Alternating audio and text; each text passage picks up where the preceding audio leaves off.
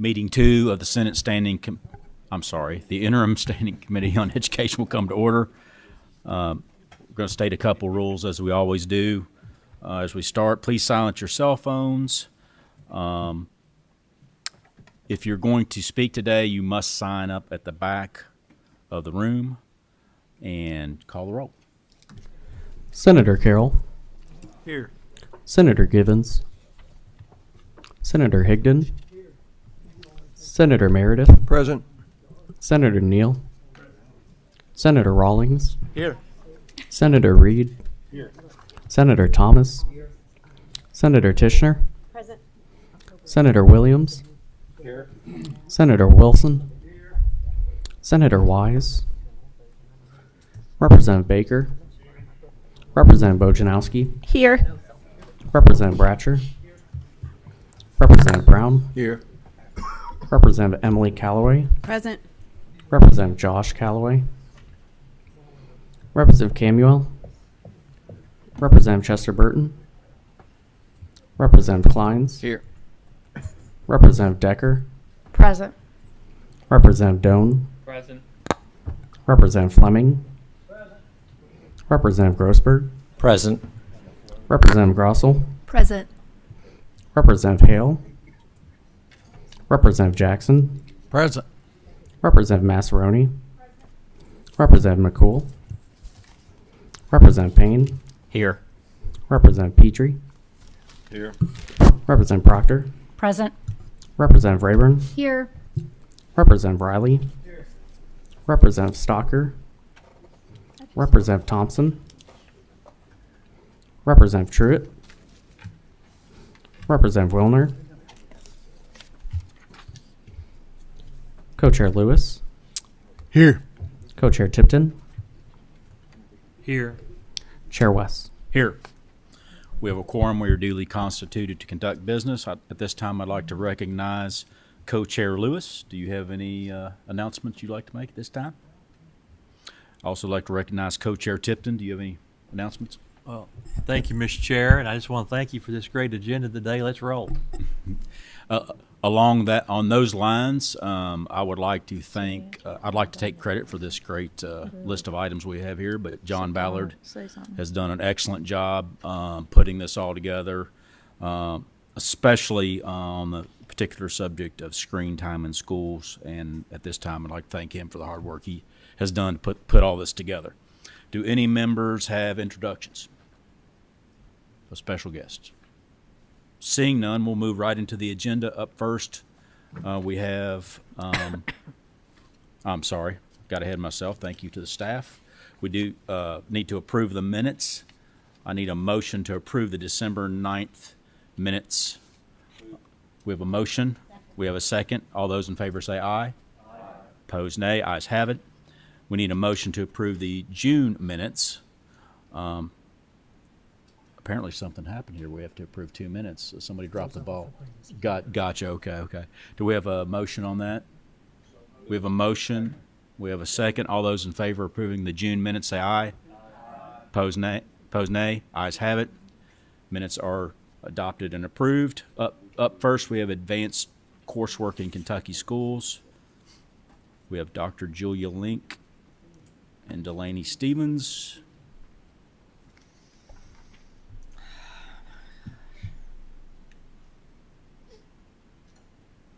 As you're getting settled there, we've got about 15 or 20 minutes reserved for this segment. So that's kind of our goal here. Make sure your green light is on. Once you're settled, your green light is on. Please state your name for the record and proceed.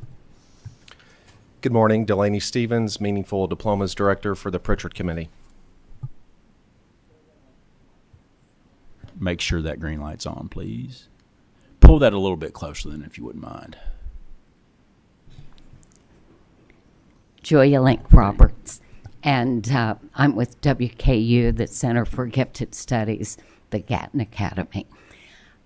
Thank you for the opportunity to talk with you about advanced coursework. I know that all of you realize that all children and young people the same age aren't ready to learn the same content at the same level. Some are ready for advanced content, and perhaps more will be ready when we provide what's needed early on for them. So we want to share with you information about why advanced coursework matters. The circle to the left is looking, we have stronger outcomes. We have more secondary enrollment. We have more college persistence when students are prepared at advanced levels. The second circle is looking at deeper engagement. We have fewer disciplinary problems, better attendance when students are engaged in learning what it is they're ready to learn. And upward mobility on-ramp is the third circle. Here we're talking about students being prepared for success in college or other post-secondary opportunities, as well as being successful in their careers. House Bill 190 passed, thank you very much, because this has started our state on advanced content across the board. House Bill 190 has required this fall for all schools 4th through 12th grade to offer advanced coursework in the 4 core content areas: science, mathematics, language arts, and social studies. So that is on the books, and that is such a good thing. We want students who are qualified and ready for advanced coursework to have that opportunity. So let's look at the next slide. Advanced content coursework and accelerated learning have been identified with the following definitions.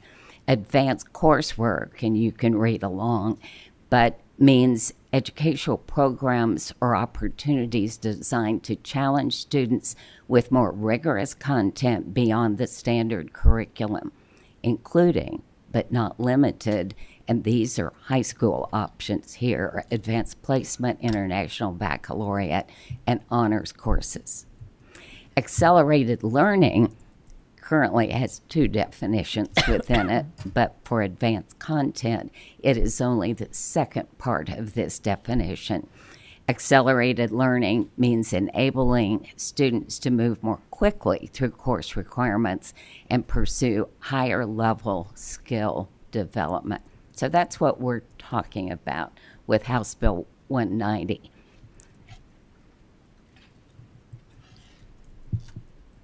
Success, of course, is what we want for our students. We want them to have success in middle school, high school, post-secondary opportunities, and we want to develop a talent pipeline for Kentucky. So in order to build futures, and we're looking specifically at mathematics here, starting with strong early numeracy and literacy, moving up in the middle school, having Algebra 1 in middle school. Only then are students ready for high school advanced coursework that leads them to success as they are starting a STEM career. So what happens if any one of those areas is not there? It crumbles. And it's very likely that success in post-secondary opportunities will be lacking. And if you're unsuccessful as you matriculate into post-secondary opportunities, that also means you've lost the opportunity for a career in some area that you could be well prepared for. A key word for all of us to remember is front loading. We can be doing far more to prepare our elementary children to think mathematically. We also front load through the middle school by having the opportunity for 8th grade algebra. So advanced learning can be many things. Enrichment acceleration, which actually has 20 different ways to accelerate. Project-based learning and differentiated instruction to ensure that everyone is learning new skills and content on an ongoing basis. So front-loading is advanced learning from the elementary years, preparing all students for rigorous high school coursework. You're on, Delaney.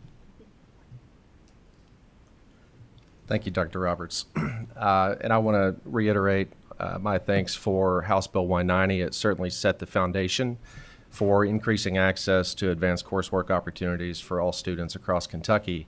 When we think about strengthening that foundation, there are opportunities that can be considered to be addressed in terms of some of the gaps, things that we don't know. Within House Bill 190, there's currently not a reporting mechanism, so there's no transparency on how, when, how often students are being identified for advanced coursework opportunities, and how that leads to some of the stronger outcomes, especially as we think about elementary and middle school grades. In terms of how we define accelerated learning, as Dr. Roberts noted, the current definition does focus on eliminating student deficiencies rather than focusing on strengths. So we think about how do we encourage and increase proactive placement for students that are demonstrating readiness, students that are demonstrating those competencies. The current definition doesn't address some of that. And then in terms of standards of implementation, so there are some very strong shalls in HB 190, but there are some may clauses that leaves implementation inconsistent from district to district.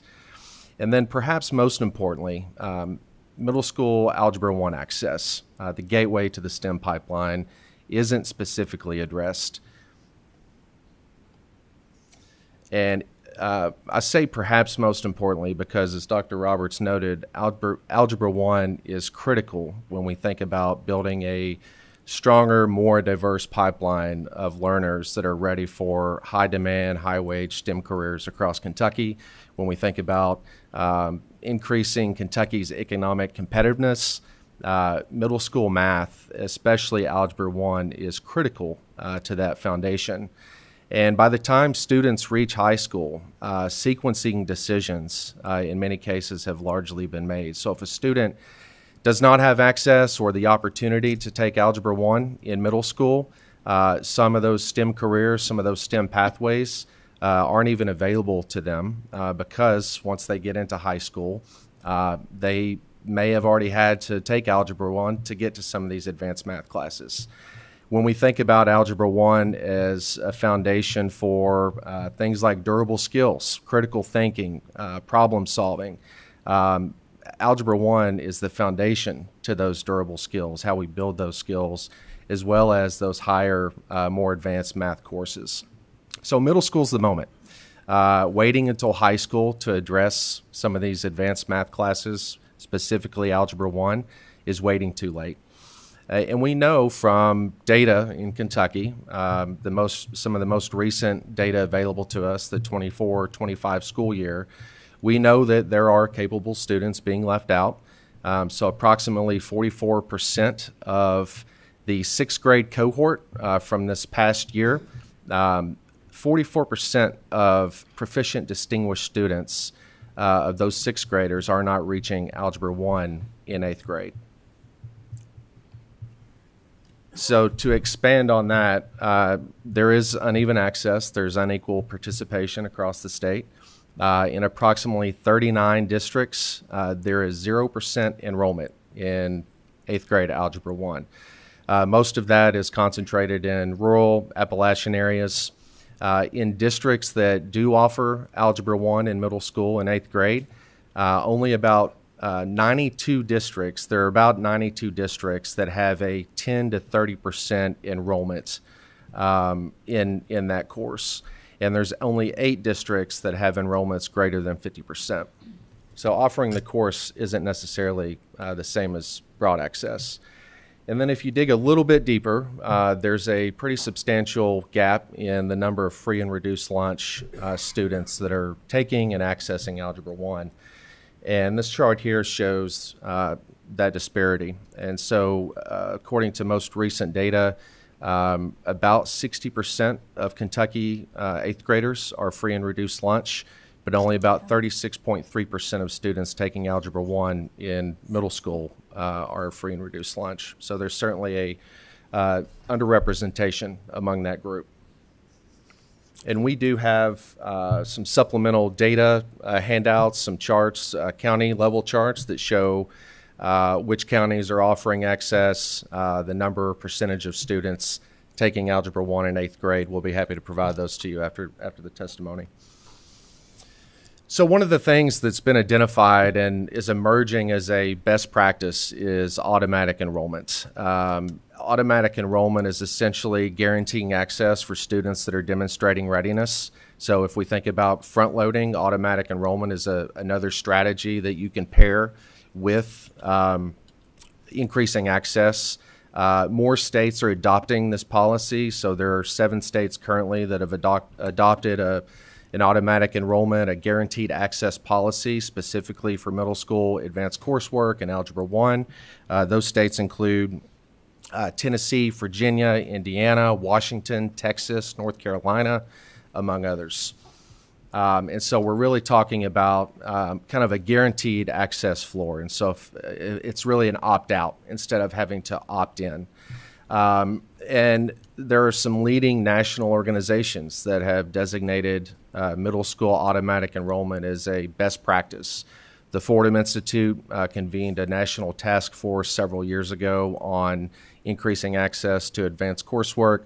They identified front-loading and automatic enrollment as a recommended best practice, as well as the PI Network, an organization of over 175 state and national organizations. They designate automatic enrollment as a green policy, meaning that it shows promise, it's leading to improved outcomes, and it creates stronger pathways for students. And many of the states that have adopted this policy have included a parent opt-out. So instead of parents and students having to opt in to ask for access, they have to opt out. And there are multiple ways to qualify. So it shouldn't be a single test score. It should be multiple opportunities to demonstrate readiness. So what could it look like in Kentucky if we were to consider an automatic enrollment policy for middle school math and Algebra 1? There are several important components that should be considered. The first one being that we really need to look at how do we issue guidance, how do we think about readiness indicators, what are those readiness indicators that districts can use to identify students ready for more advanced opportunities in Algebra 1 in middle school.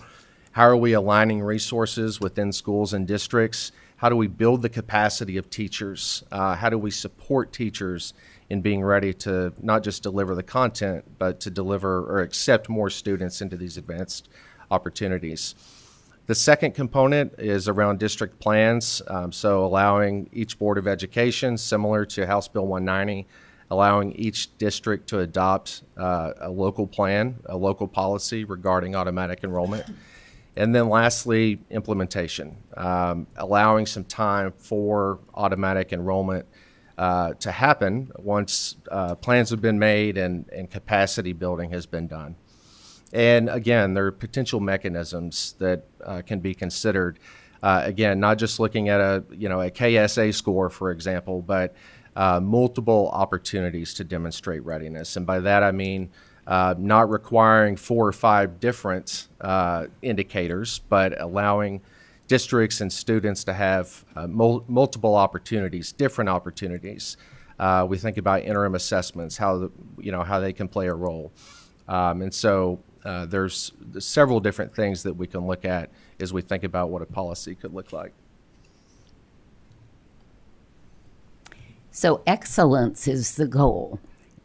Excellence for students, excellence for the economy of Kentucky, and advanced coursework has a great deal to do with reaching excellence.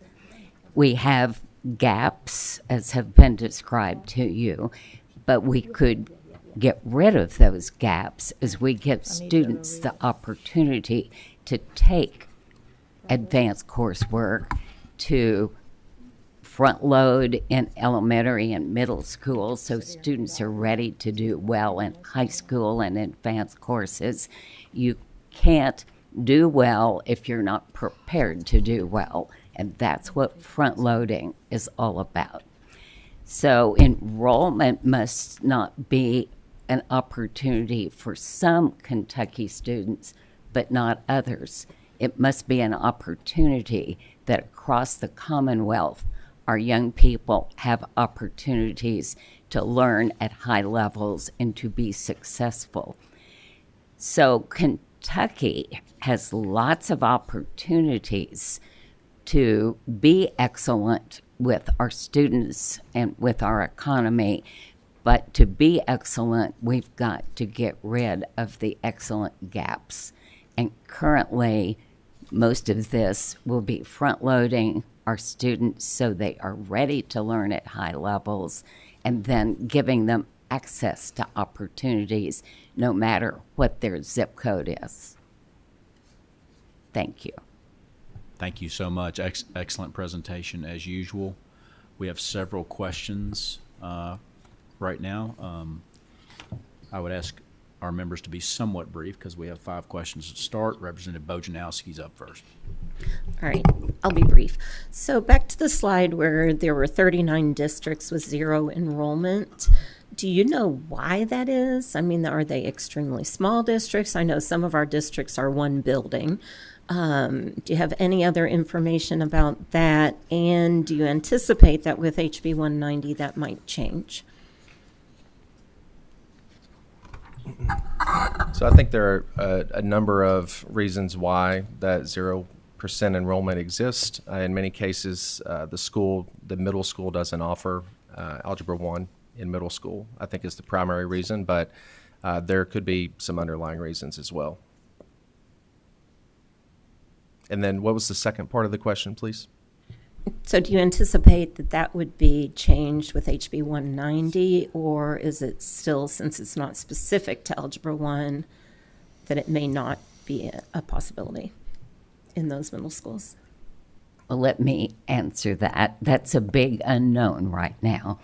The plans that districts have for addressing advanced coursework are to be posted on their websites, and some are and some aren't. So there's a lot of information that is yet to be known. Senator Williams. Thank you very much, Mr. Chair.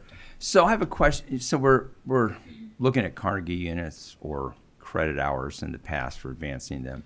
But the Carnegie Foundation, here's a quote from them. For decades, we've known that a time-based or seat-based system of education is at odds with educational aspirations. As a result, there has been no shortage of efforts to shift toward competency and mastery-based frameworks. And then they go on to say, since its inception in 1906, the Carnegie Unit, which is our credit hour, and again, I'm pointing 1906, 120, that's really 19th century thinking, okay? And what they say, the reliance on seat time, or credit hours, as a primary indicator of learning outcomes or advancement is becoming increasingly inadequate for the 21st century. The skills, knowledge, and dispositions required today cannot be fully captured by mere time spent at a desk or engaged in digital platforms. So, is the state of Kentucky, and when I see this advancement, they advance differently. Are we adequately, I know we're trying to do competency-based advancement and stuff, are we still relying on 19th century credit hours to advance our kids, or are we shifting more to a competency or assessment-based advancement?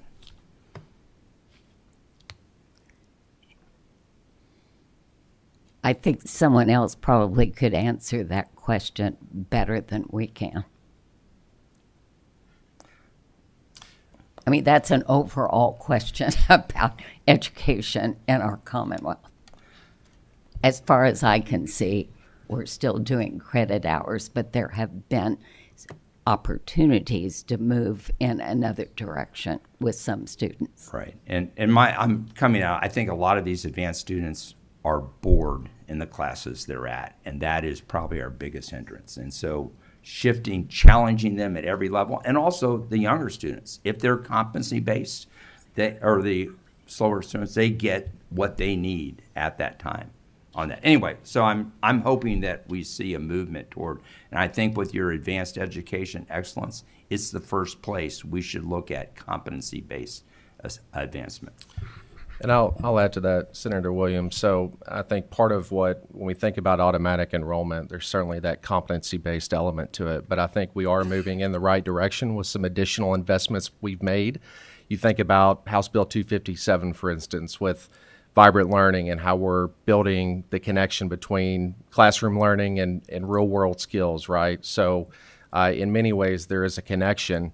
And kind of connecting that to Representative Bojanowski's question about Algebra 1 access, one of the things that we're excited about is some of the data, some of the findings that are going to come out of what was one part of House Bill 257, which was a comprehensive study around middle school mathematics. And so how are districts and schools offering? Are they offering Algebra 1 in middle school? How are they offering it? How are they identifying students? So I think some of what's going to come out of that study will help answer some of the questions you've raised. Thank you very much for your procedure. Maybe IMAPs or iReady or MAPS will help them do that at the individual level. It'd be interesting. Thank you for what you all are doing. Thank you. We're going to take a pause for just a second. I probably should have done this a few minutes ago, but at this time we're going to have Advanced Kentucky come to the table. They've signed up to speak, and so you can just stay there. We're just come on forward. We're going to let Advanced Kentucky take about 5 minutes and tell us what they're doing, and then after we do that, we'll go back into some questions. If you would, state your name for the record and make sure your green light's on. Proceed. Thank you for having me. My name is Aaron Timmons. I'm the Executive Director of Advanced Kentucky.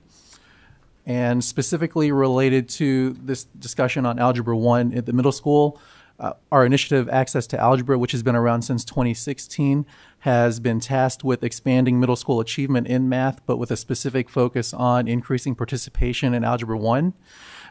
Since 2016, we have served 59 schools, about 36,000 7th and 8th grade students, and over 600 teachers. I think a lot of what Delaney and Dr. Roberts presented is very good information. I think that the part that I would like to add as Advanced Kentucky's perspective is that in order to make Algebra 1 successful at the middle school level, there needs to be specific emphasis placed around support of teachers and school districts in terms of financial considerations and content training for teachers. Access to Algebra serves that purpose. We provide an Algebra Assist program for beginning Algebra 1 teachers at the middle school level. We have a mentorship program as well as provide professional development in terms of content training over 3 years. Our impact, since we've been looking specifically at Algebra 1 for the past few school years, since the 23-24 school year, we've seen an increase of 25% in the percentage of 8th grade students enrolled in Algebra 1 or higher. And of that, from the 23-24 to the 24-25 school year, we have seen a 13% increase in the percentage of economically disadvantaged 8th grade students enrolled in Algebra 1 or higher. So with the 25-26 data still waiting to come out, we will have updated information on that soon. But I would like to echo that Algebra 1, the importance of Algebra 1 in the middle school certainly opens up all opportunities for students regardless of what their post-secondary plans could be in order to reach advanced math, science courses, AP, dual credit, post-secondary CTE, and Algebra 1 foundation is crucial. Federal data shows that the students who took Algebra 1 in middle school are about 24 percentage points more likely to enroll in a 4-year degree program than students who took the course a year later, so starting in 9th grade. And we have also conducted data just in-house on schools and students that have gone through our program. And we specifically use the PSAT 8-9 as an assessment. And we look at students that are able to meet the math benchmark of 430. And what we have seen is that if you have students at 7th grade PSAT 8-9 scores approach the College Board math benchmark of 430, the gains made by those same students enrolled in 8th grade general math as compared to Algebra 1 or higher diminish. So there is a greater potential for enrolling students at the same 7th grade level into an Algebra 1 course or higher in their 8th grade year. They are likely to experience greater gains than those same students at that benchmark level being enrolled in a general 8th grade math course or lower. And looking at our information, about 1/3 more students in our data group would have likely met the math benchmark on the PSAT 8-9 if they had taken Algebra 1 or higher. Thank you. Excellent. Thank you for being here. We're going to open it back up. As is normal in the Education Committee, we're already running a little bit behind with the number of questions I have here. So if you would, please be very brief with your question. Representative Payne. So you all have talked a lot about Algebra 1 and the impact of that, offering that at the middle school level. Has there been any similar research done offering these types of advanced credits or advanced coursework in other subject areas? So maybe an English 1 credit at the middle school level or starting a student in their CTE pathway or something like that. And then second part of the question, do you see, as we look at this in advanced coursework in middle schools, do you see teacher certification as a barrier to that implementation? For the teacher certification, we have certainly seen that a barrier to offering Algebra 1 at the middle school is teacher certification and just having quality teachers prepared to do that. Because of the numeracy counts, Bill, we have been able to increase the impact of providing professional development support to teachers, along with 3-year supports through our Algebra Assist program and a mentorship program. But certainly finding qualified, certified teachers is an obstacle. Representative Grossberg. Thank you, Mr. Chairman. This was an outstanding presentation. We, I think, believe all understand the missed opportunities without expanded access to advanced coursework like Algebra 1 in middle school, the benefits of the legislation that we have passed, and your proposed mechanisms for better implementation.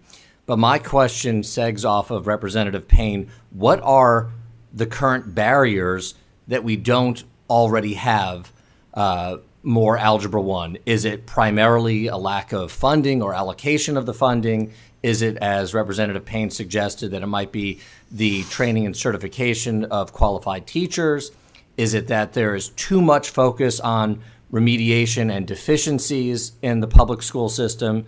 Or is it that there's just a lack of emphasis and reward for providing accelerated programs? You've probably hit on all of them. They certainly are there. And there's a little bit of philosophical pushback. If all kids aren't ready to do it, should anyone be ready? And of course, we think those who are ready should have that opportunity. May I also add that another reason that the schools we've worked with have been hesitant to offer Algebra 1 to begin with is because of state testing requirements of 8th grade math standards compared to Algebra 1. When students are assessed during their 8th grade year, they are responsible for the grade 8 standards. And some schools push back and say that by teaching Algebra 1, they have to go beyond those so that students will not be assessed as accurately as they may be if they were only focusing on those grade 8 standards. So by not being able to have the opportunity to teach Algebra 1, they feel like that could impact their accountability. I think to underscore what we talked about earlier with House Bill 257, the comprehensive study, in a few months we should have a better picture of exactly, to answer some of the questions you posed, what are some of the gaps district by district as well as statewide. Representative Massaroni? Yes, Representative Payne kind of teed off my question. So a lot of the schools, I know I've had teachers reach out to me. They are certified teachers, but they are hiring non-certified teachers as emergency hires, obviously because it's probably cheaper. So are we at a point where you think we could stop the emergency hire process and keep our certified teachers to teach these students instead of unqualified people teaching them for the advanced classes such as algebra? Is there enough in the system now to teach? I think the Professional Standards Board is currently assessing some certification requirements, and that some changes will be made that perhaps address your question and certainly address who will be teaching at the middle school. Thank you. Senator Neal. Thank you, Mr. Chairman. Thank you for this presentation. It's very informative. I want to go back. It seems to me readiness also relates to not just the intentionalities being expressed here, but also student preparedness. Oh, absolutely. Is key. And I'm just wondering how universal pre-K figures into this dynamic. It's, as I understand it, a child that doesn't get to the third grade level ready to meet those challenges then sort of falls off. And then you're talking about a category of students that are financially do not have they're economically deprived, and they have the dynamics that push against that. I'm just wondering, are there any studies, is there any information that we could assess that would give us some insights into the power or the lack of power of universal pre-K in Kentucky? I can't speak specifically to universal pre-K, but I think what you're getting at is the scaffolding of excellence, beginning, going back to front loading, right? So how do we lay the early foundation for more students, not just to have access, but to be ready to access the opportunities that are there? And so having a floor, having a guaranteed access across the state in every district is certainly something that we need to have for Kentucky. But I'll also say it's how we invest in a coherent strategy from elementary through middle through high school. We've seen and we certainly appreciate the investments the legislature has made around early literacy.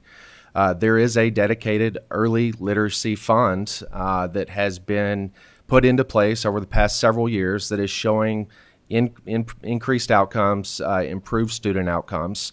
And there are investments being made in math as well, but not nearly to the extent that there is with literacy. And so, again, skirting around your question a little bit, but how do we put in, a standard of, all right, if we really think that we know that math is critical to Kentucky's economy, how are we making sure that our strategy is beginning early, we're not missing any gaps in the middle part, and then, of course, the end, right? So hopefully that helps a little bit, even though I didn't answer your question specifically. Representative Callaway will be the last question in this segment. Thank you, Chairman. Thank you all for the excellent presentation. I appreciate all the updates and details. And I hear a lot of positivity and optimism about going forward and how this is going to affect our economy, how our students are going to be, the gap is going to close some, and economically driven. This is fantastic. Okay, now what I'm concerned about, and what I'd like to hear just a little bit more specifically about, is real world application math. So we're talking about algebra, learning that earlier. Obviously, there's science there about how that will move our students faster, ready for the STEM pipeline, all of that. I get that. At what point do these advanced learners get to learn about household budgeting and credit card debt and financing large purchases? Where does that fit into your all's plans or projections for our students? Because it's one thing to be concerned about their career readiness, and it's another to be concerned about their life readiness. So I don't want, just because we have advanced learners ready for this next, that they miss out on some just basic life skills. So do you have any kind of input on that, an opinion about where in your timeline, when we're talking about middle school, should be exposed to Algebra 1?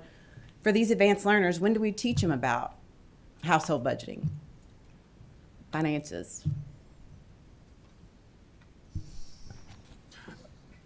I would say that skills like that, because students at Algebra 1, I think you can embed those skills in those advanced courses, especially with a push towards more real world application, vibrant learning experiences. I think that through project-based learning, a lot of those applications that you referenced could be incorporated in those, and it could be approached from an advanced perspective of using skills that learned at Algebra 1 and higher to apply to specific household finances, credit cards, mortgage rates, all of that. A couple of other things too, I think that make a difference. A couple of sessions ago, financial literacy was made a requirement for high school graduation, which is fantastic. I think that's very much needed. But there's also a strong connection to the individual learning plan. Kentucky has a very robust individual learning plan framework that requires all students to develop a plan beginning in 6th grade that's connected to career skills, career goals. And so if you think about pairing, how do we make sure there's fidelity of that ILP at the school district level, the student level, with the advanced coursework opportunities? How do we connect that ILP to showing students, not just in the classroom, but as they think about having the competencies to navigate that pathway, the ILP plays a central role in that as well. Thank you so much. That'll have to end this segment of today. In this committee, we have a lot of big brains up here that know a lot of things, and we can tend at times to make things complicated. But ultimately, this is about raising expectations, right? And so if you raise the expectation of the student, then they will do better overall. And I think, personally, I'll end with that comment. I think that's what we should be focusing on, and I appreciate your all's hard work on this issue. Up next, we have dysgraphia and dyslexia.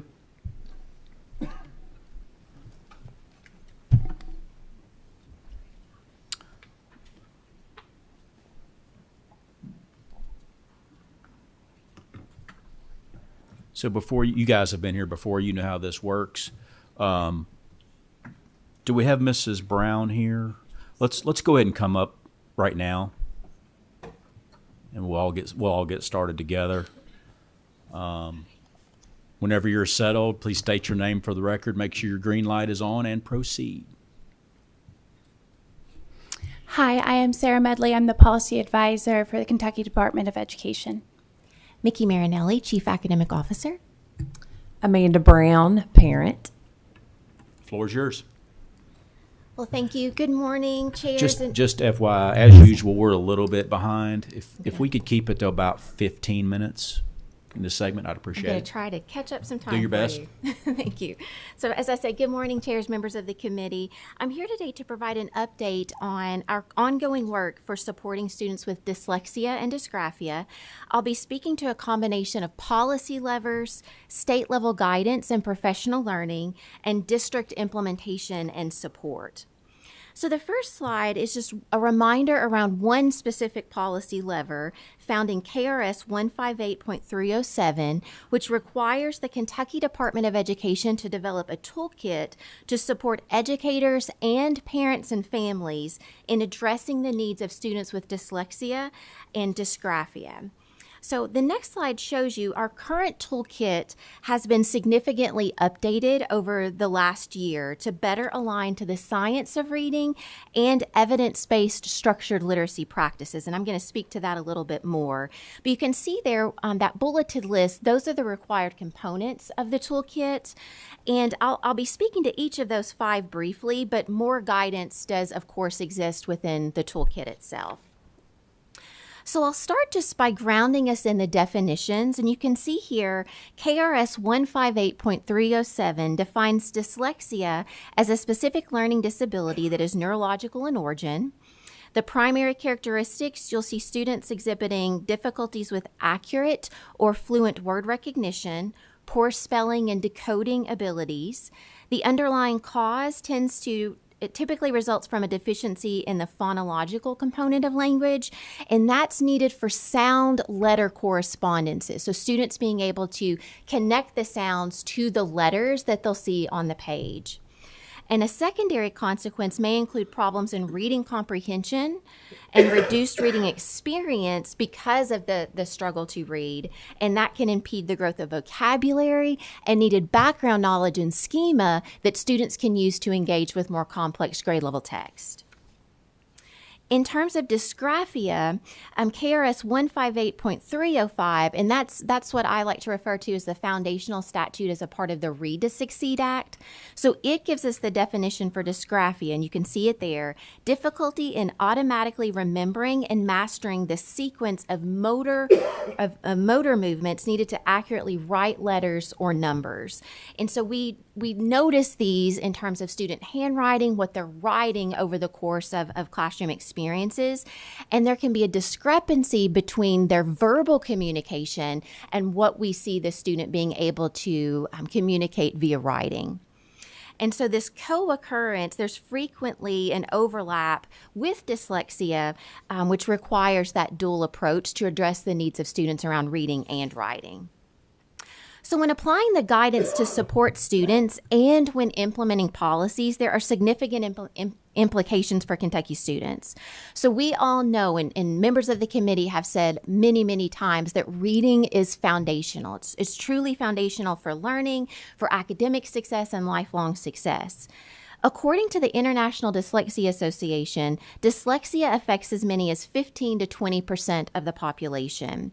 So we must, as educators, as parents and families, as communities, be equipped with the appropriate tools to support the early identification and targeted support for those students. Because the good news is, and this is emphasized by the IDA, that while dyslexia is lifelong, with early screening, with ongoing diagnosis and support, and evidence-based interventions, these students can become proficient readers, and they can ensure that they're able to engage successfully as a literate citizen.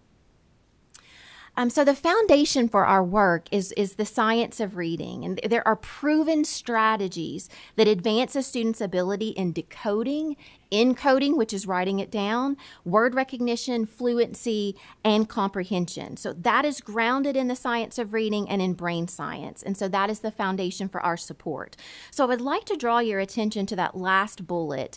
Evidence-based practices in the science of reading are essential. They're essential for students demonstrating characteristics of dyslexia, but they are beneficial for all students. So what we're doing with the Read to Succeed Act not only is important for supporting students who are displaying characteristics of dyslexia, but it's important for each and every Kentucky student across the Commonwealth in making accelerated progress towards proficiency. This next slide shows our instructional approach. So this is just a quick overview of structured literacy. You can see the what on the one side of the slide. So structured literacy is about implementing instruction aligned to phonics and phonemic awareness, sound symbol associations that I mentioned earlier, so the sounds of those letters and how that aligns to the letter that they'll see on the page, syllable instruction, so understanding syllable types in order to be able to decode longer words as they advance across the K through 12 system. Morphology and syntax, so studying word parts. And many of you, I know in my educational background, we studied a lot of morphology, and we went away from that for a time, and now we're centered back on the evidence basis that shows the significance of that in terms of reading instruction for students, and why grammar matters beyond just rules on a page, but how that helps students to enact the ability to engage with text in writing. So it involves explicit instruction that moves from more simple letters, sounds, and combinations to more advanced. It typically is multi-sensory, so it's going to engage students auditory, visual, kinesthetic, tactile. You'll often see the trays with the sand where students are writing out letters in the sand trays, or they may have magnetic letters that they utilize to make those connections stronger. And then lastly there, and this one is very important, so it requires the utilization of student data to meet the specific needs of students as determined by that universal screener and the diagnostic, and that leads us to a discussion of MTSS. So you can see here, and this is just an overview, we have discussed this more than once, but that Tier 1 universal instruction, all students receive evidence-based structured literacy instruction accompanied by those early literacy screening assessments. But based on the universal screener and the findings from the diagnostic, if that student is not on track at meeting grade level benchmarks, then they are to receive tiered intervention. And so for some of those students, it could be small group. There are strategic interventions focusing on the specifically identified skill deficits that those students may have, but that's above and beyond what they will also be receiving in Tier 1, and the same for Tier 3. So that would be more highly individualized, focused on the needs of those specific students, but that would have to be above and beyond what they would be receiving in Tier 1 universal instruction. And the progress monitoring is very important. So there has to be intentionality in analyzing where the student is, where is growth happening. If growth isn't happening, what instructional moves or intervention moves do we need to make to ensure that that student is set up to be more successful? And I want to mention, this is not on the slide, but as of July 1, 2026, per House Bill 253, the KDE has posted approved K-12 structured literacy interventions to better support districts and schools in meeting the unique literacy needs of students. And that intervention must be aligned to the evidence basis for the science of reading and structured literacy and the scope and sequence of Tier 1 to give students a more coherent, vibrant experience at large. And so this will ensure that students with the greatest need are getting the strongest evidence-based supports. The next slide just shows some common classroom accommodations for students with dyslexia and or dysgraphia, and these can be applied across the tiers. So I won't spend a ton of time there, but these are things that would typically be afforded to students who are demonstrating characteristics of dyslexia. But regardless, we want to make sure that effective intervention is an essential part of what they're receiving. Again, as I said, above and beyond that daily Tier 1 core instruction grounded in an HQIR. So whenever possible, schools should begin by providing support in that general education classroom to ensure that they're getting access to grade level learning. It's very important. And then in order to intervene, they need to utilize the screening process and that MTSS process that is stated in KRS 158.305. And then lastly here on this slide, in addition to the dyslexia toolkit, the KDE has identified model policy recommendations. And I believe that was shared with members of the committee in advance of the meeting as the meeting materials. And so these recommendations for the model policy, which is now required as a part of House Bill 253, it's no longer a may, it is a shall. Those recommendations include best practices for screening, for intervention, and for family communication and engagement. And so our hope is that the policy outcomes will lead to greater intentionality and more targeted supports for students who are displaying the characteristics of dyslexia. Then my final slide, we do have new statutorily required reporting requirements that were a part of House Bill 253 as well. And so you can see there by June 30th of 2028, we will be getting information from local districts that will give us a better idea of the number of students who are identified as displaying characteristics of dyslexia, the number of students who are identified as needing enrichment programs, and in 158.305, that's defined as accelerated intervention. That can occur within the school day, outside of the school day, but there has to be something that is done to support the learning needs of that student. And then see there the number of students participating specifically in literacy interventions.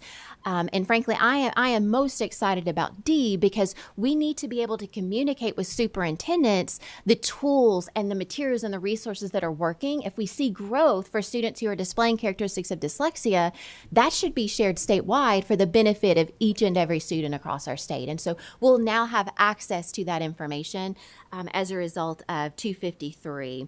And so overall, the processes and instructional practices I've discussed today, they're supported by comprehensive literacy legislation, but also just a vast evidence basis in terms of brain science. And I don't want to spend too much time with it, but I feel like it's worth sharing. There is an important Carnegie Mellon study where the researchers used functional MRIs to examine how the brains of struggling readers, including those who were displaying characteristics of dyslexia, how their brains would change before instruction, immediately after intensive intervention, and they coined that as being at or above 100 hours of intervention, and then what those brain scans looked like a year later. And so this is what they found. After approximately 100 hours of intensive structured literacy instruction, these students demonstrated measurable gains in reading ability. And then, perhaps more importantly, follow-up scans 1 year later showed that these neural improvements not only persisted, but with brain activity patterns, they became much more similar to those of strong readers. So overall, the study provides strong evidence that targeted structured reading instruction can reorganize and improve the functioning of the brain's reading network and lead to lasting reading improvement. Chair West, I don't know how you want to navigate this, but I'm happy to address any questions at this time or turn it over to the other member presenting. We are going to allow Mrs. Brown to talk for about maybe 5 minutes, if you could, about her experiences, and then we'll open it up for questions. The floor is yours. All right. Thank you so much. Please state your name for the record and proceed. Amanda Brown. Good morning. My name is Amanda Brown, and I have been an elementary school teacher in Kentucky for the past 25 years. 22 years in Grayson County, and now I will be starting my 4th year in Warren County. I hold degrees in elementary education and special education, a master's degree in elementary education, and I recently completed my rank 1 in elementary mathematics. For 25 years, I've dedicated my career to helping children learn, and I have watched students overcome obstacles, celebrate successes, and discover confidence in themselves. Today, however, I am not here as a teacher. I am here as a mom. I'm here to talk about my son, Max, and the thousands of children across Kentucky who struggle every single day with dyslexia. Max is 12 years old, and he will be entering 7th grade in the fall. He's smart, he's creative, he's athletic, he has a heart of gold, and is one of the kindest kids I know. But every single day, Max struggles with dyslexia and dysgraphia. Reading, which comes naturally to many children, is exhausting for him. Writing is exhausting. Every assignment takes twice as much effort. Every page requires more determination than most of us can imagine. As both a teacher and a parent, I knew something wasn't right. It started during 1st grade in 2020, right in the mix of COVID, when students were completing NTI assignments at home using the program Lexia. Every lesson began with a simple warm-up activity. 3 sight words would fall from the screen. 1 word was spelled correctly, and the other 2 were scrambled versions of that exact same word. The student's job was to simply click the correctly spelled word before it disappeared. One day, the target word was a word that Max knew, a word that he could recognize over and over and over. But it took him more than 100 tries that day because of the 3 words being scrambled. That's how he sees the normal word in text every day. So when you add that word already that he's seeing scrambled to more scrambled words, it just was devastating for him to read the word the. And because Lexia was a required assignment, he had to go through this every single day. Can you imagine how that would make a 6-year-old feel? Imagine working harder than everyone around you, trying your absolute best and still feeling like you're failing. That was Max. Our teachers are doing everything they can with the training they've been given, but the reality is that most teachers in Kentucky public schools have not been trained to recognize the early warning signs of dyslexia or provide the specialized instruction that these students need. As a teacher 25 years in, I've never received any training or information about dyslexia, and I only know this because it has hit my home and my family. It wasn't until third grade that one teacher refused to give up on him. She kept asking questions. She kept searching for answers. She believed there had to be a reason reading was so difficult. Eventually, we discovered the answer. Max had dyslexia and dysgraphia, but by then, the damage had already been done. Because dyslexia had prevented him from becoming a fluent reader, his reading comprehension scores had suffered. He barely qualified for special education under specific learning disability in reading comprehension. Think about that. The disability affecting his ability to read wasn't what qualified him. Instead, he qualified because of the consequences of dyslexia. Since third grade, Max has received services in reading comprehension, but the problem is that reading comprehension is not the root of his disability. The problem is decoding. The problem is phonological awareness. So we found outside help. Oh, nope, skipped a page. When a student spends so much mental energy trying to figure out each individual word, there's nothing left to understand what the sentence is really about. It's like asking someone to solve a complex math problem while they're trying to identify the numbers. You can't build comprehension until you've built the foundation. Yet, because Max qualified under reading comprehension, those are the services by law he has to receive. And after years of services, he has not made the progress we had hoped for. Not because his teachers aren't trying, not because special education isn't valuable, but because he isn't receiving instruction that addresses the actual cause of his reading difficulties. Dyslexia affects children during the earliest stages of learning to read, kindergarten, first, and second grade. Those are the years when students are developing phonological awareness, learning sound to symbol relationships, and mastering decoding skills. Research consistently shows that early identification and intervention produce the best outcomes for children with dyslexia. When those foundational years are missed, catching up becomes dramatically more difficult. Yet, even with formal diagnosis of dyslexia, students cannot qualify for a reading disability solely because they have dyslexia. How can a disability that directly affects a child's ability to read not qualify as a reading disability? My husband and I eventually paid for private testing. After spending $500, Max was formally diagnosed with dyslexia and dysgraphia. Finally, we had answers, but even with the diagnosis, nothing changed in the public school system. So we found outside help. Twice every week, we drove a total of 2 hours round trip, each 1 hour tutoring session costing $90. We were fortunate. My husband's job allowed us to afford those expenses, but I could not have done that on my teacher salary alone. And I think about the families who don't have that option. The families who know something is wrong but cannot afford the testing. The families who cannot pay hundreds of dollars for evaluations. The families who cannot spend thousands of dollars on specialized tutoring. How many children across Kentucky are going undiagnosed simply because their parents cannot afford it? Those children aren't less capable. Those children simply don't have access. Meanwhile, many students develop coping strategies just to survive. And Max has one of his own. When he comes to a word he cannot quickly decode, he substitutes another word that starts with the same letter and has about the same amount of letters in it. Think about that. When you're spending all your mental energy simply trying to identify words, how could your reading comprehension not suffer? How many students are being identified for special education because dyslexia has already caused deficits in reading comprehension? How many students are receiving interventions that do not address the root cause of their struggles?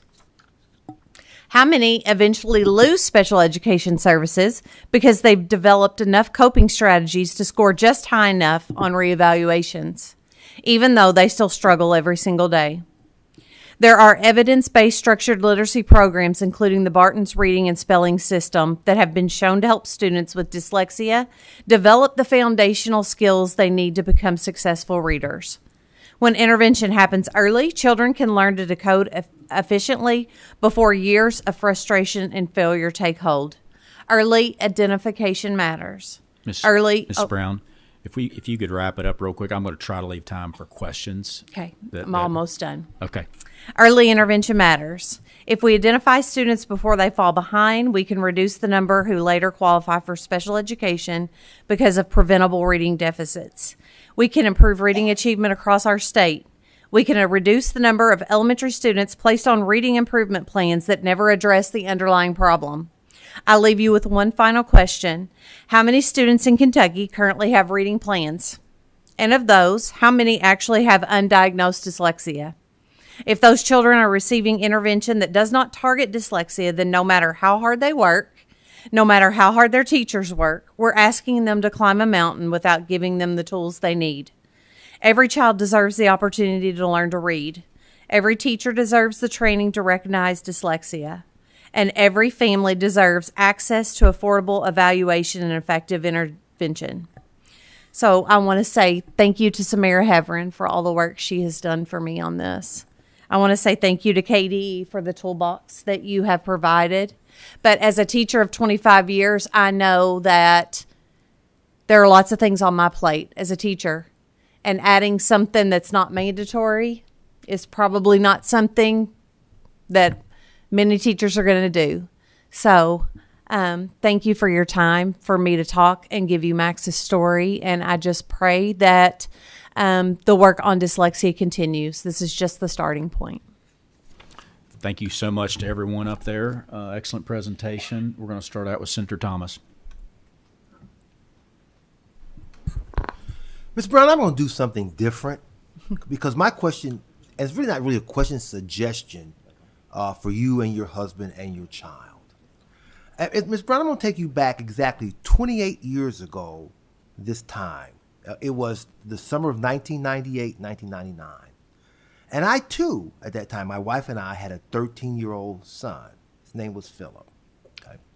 And Philip was getting ready to go into the 7th grade. I guess like your son, he's getting ready to go into 7th grade. So, again, I was where you were 28 years ago. My wife and I were.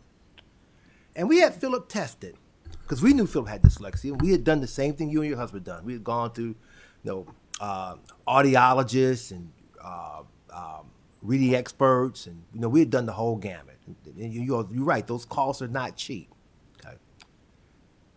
Philip was going to 7th grade, Miss Brown, with a 2.7 reading level. Okay, he wasn't quite 3rd grade yet, but because of his dyslexia, and he had the kind of dyslexia that I think Miss Ray referred to as phonological disorder. Philip can't understand phonetics. You talk about sound. Sound, bound, round. Well, that means nothing to Philip.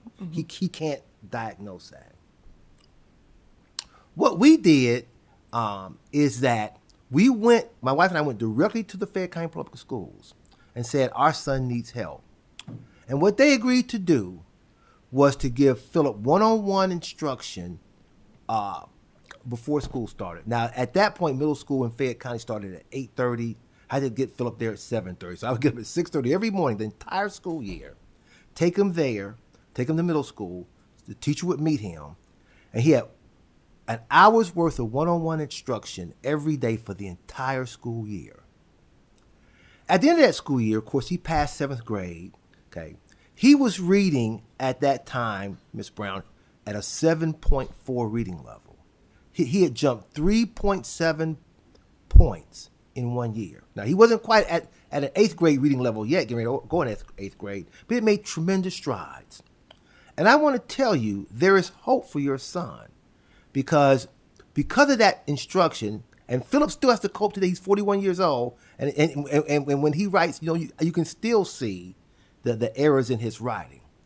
But I can tell you, Miss Brown, that Philip is a graduate of the University of Kentucky.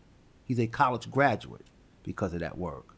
So I would ask you to consider, and you can tell them that Senator Thomas had this experience, asking your school system if you can get a reading instructor to go through the entire school year, come maybe an hour earlier, and just work with your son every day from August through May with helping him read, and see if they will do that. Because I understand your problem. I will tell you, Ms. Brown, I get this from at least 2 or 3 parents a year from all over the state about, I think we do enough on dyslexia, but we don't do really, we could do more. And I would suggest that you try to get that one-on-one instruction with your son through your schools with a reading instructor for the entire year this year, and see if your son doesn't have the same kind of advancements and success that Philip had 28 years ago during that 1998-99 school year. Representative Proctor. Thank you, Mr. Chair, and thank you for your testimony. So my question is, I'm a speech language pathologist, and I was a little bit surprised. I've been licensed in other states when I moved here that your speech paths are not really trained in this, and that there's a scarcity. So my question is, I think it's good. We've definitely seen it. Usually by 3rd grade, it's kind of a nightmare for those kids who have not been caught. It is a tremendous burden on the teachers. What are we going to do realistically to help these kids and give them the specialized help that they need, especially as we're looking at Tier 2, Tier 3, who are going to provide those services? So I will mention that we are expanding the supports for professional learning, and those speech path folks would be able to engage in that. So obviously we have had letters for many years now, but in addition to that, we are building out an AIMS pathway coursework that is specifically aligned to supporting students with dyslexia. That's going to be about 55 hours. And then any other science of reading or structured literacy approach is going to be beneficial for helping students to know how to take what that teacher has learned and then apply it in terms of classroom instruction aligned to structured literacy. I think the more that we can do to ensure that we have high quality resources for teachers in Tier 1, but then also those aligned interventions. And that's, that is something that I think will be huge as a result of the passage of 253, because before, when thinking about Max, I wonder too if some of his intervention support was around 3Qing, like knowing that he's picking the first letter and then identifying the word based on that. So we've moved away from that. And now the approved interventions are not going to allow for that sort of instruction, because that is what struggling readers do. We have to provide explicit, systematic instruction in phonics. And even that alone, many students are going to need more, but that is the foundation of the work that we're doing now. I also think, like many states, dyslexia falls under their specific learning disability in their IEP. When I had him tested and I brought the testing to the IEP meeting, they wouldn't even look at it. They wouldn't put it in the IEP. That's the change I'm looking for, is for him to be, for that to be stated on their IEP. Because now when it comes to a reeval, and I've been in the system long enough that I feel like I can be real and say, I know as long as he has an IEP that he cannot fail. He is getting ready to probably test out of special education, barely, because he barely got in, and still struggle. And it doesn't just affect reading, it affects his math. He can't read a math word problem. It affects every single. So up until now, honestly, as a teacher, I know they can't fail him as long as he has an IEP. Thank you for the presentation. We had other members who wanted to ask questions, but I had to cut it off right there. As is normal with this topic, we kind of just scratched the surface today, really. But I'll leave us with this. Could you just go back? Are you elementary teacher? Yes. You're an elementary teacher. So say that one more time. You had never received any information from the system on dyslexia? No, I taught kindergarten for 14 years. I did math intervention. I was a curriculum coordinator for 7 years for a district. Never had any. I think that fact alone is pretty damning, that this is a systemic problem. I know we've made great gains. I'm trying to get there, but That's why we have interim committees to discuss these things, and I look forward to our continued discussion as we go into the session. Thank you so much. I had to do the best I could to save enough time for screen time in schools.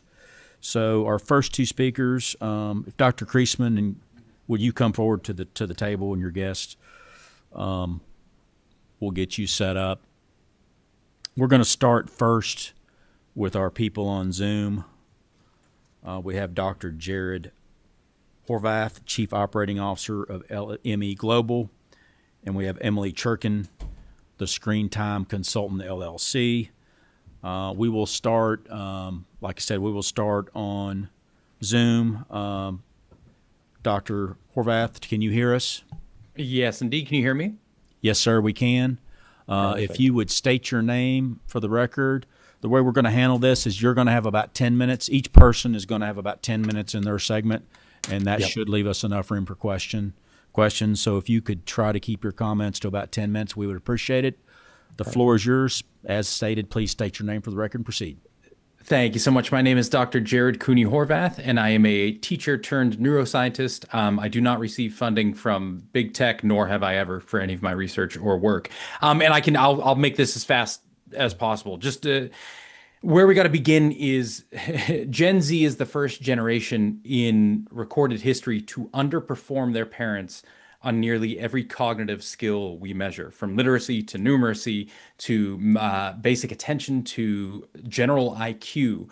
Every time we've measured each generation, they've gone up on their parents since the late 1800s. We've always been getting better, better, better. And the argument was always because of school. The kind of cognition we care about and the kind of cognition we measure is our teeth are cut on that in education. Each generation spends more time on average than the previous generation in school. Ergo, our IQ, our memory, everything goes up until Gen Z comes along. And Gen Z is the first generation, as I said, in recorded history that spends more time in school than their parents, yet somehow all of their cognitive abilities have gone down compared to ours. Now, we've worked to try and figure out what the heck is going on. And of course, there's going to be multiple reasons for this. But some of the big ones people threw out was it must be school's fault. But if you think about it, the same people who say school is broken, well, they're the ones who argue that school hasn't changed in 100 years. Well, if it hasn't changed in 100 years, how could that now be a problem when it hasn't been for a century? So it can't really be the structure of school. It can't really be our brains, our biology. We haven't had enough time to change that. The biggest culprit seems to be the tools we are using within school to teach students, more specifically digital technology. In every country studied, so we're over 90 countries now, when digital technology enters the classroom en masse, learning skills development go down. If you look at just international testing scores, kids who use computers at school for learning purposes up to 5 hours a day score on average 2/3 of a standard deviation less on tests of math, reading, and science than kids who never touch technology or rarely touch technology at school, say once a month, something like that.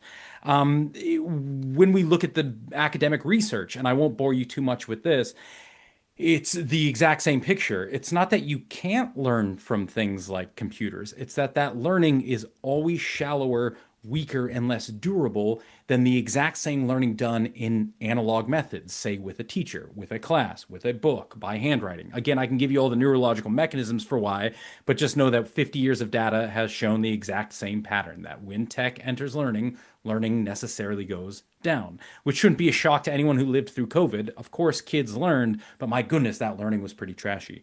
But I just want to bring it now back to Kentucky to kind of bring this home to you all. So the big argument basically that I will make is human beings were built to learn from human beings. We have 150,000 years of evolution of mechanisms that say we learn from and with other people. When learning is turned digital, learning necessarily goes down, drops because of that. We lose a lot of the mechanisms that drive our learning. But Kentucky, so in the U.S., we have our PISA, or excuse me, our state, our report card of the nation.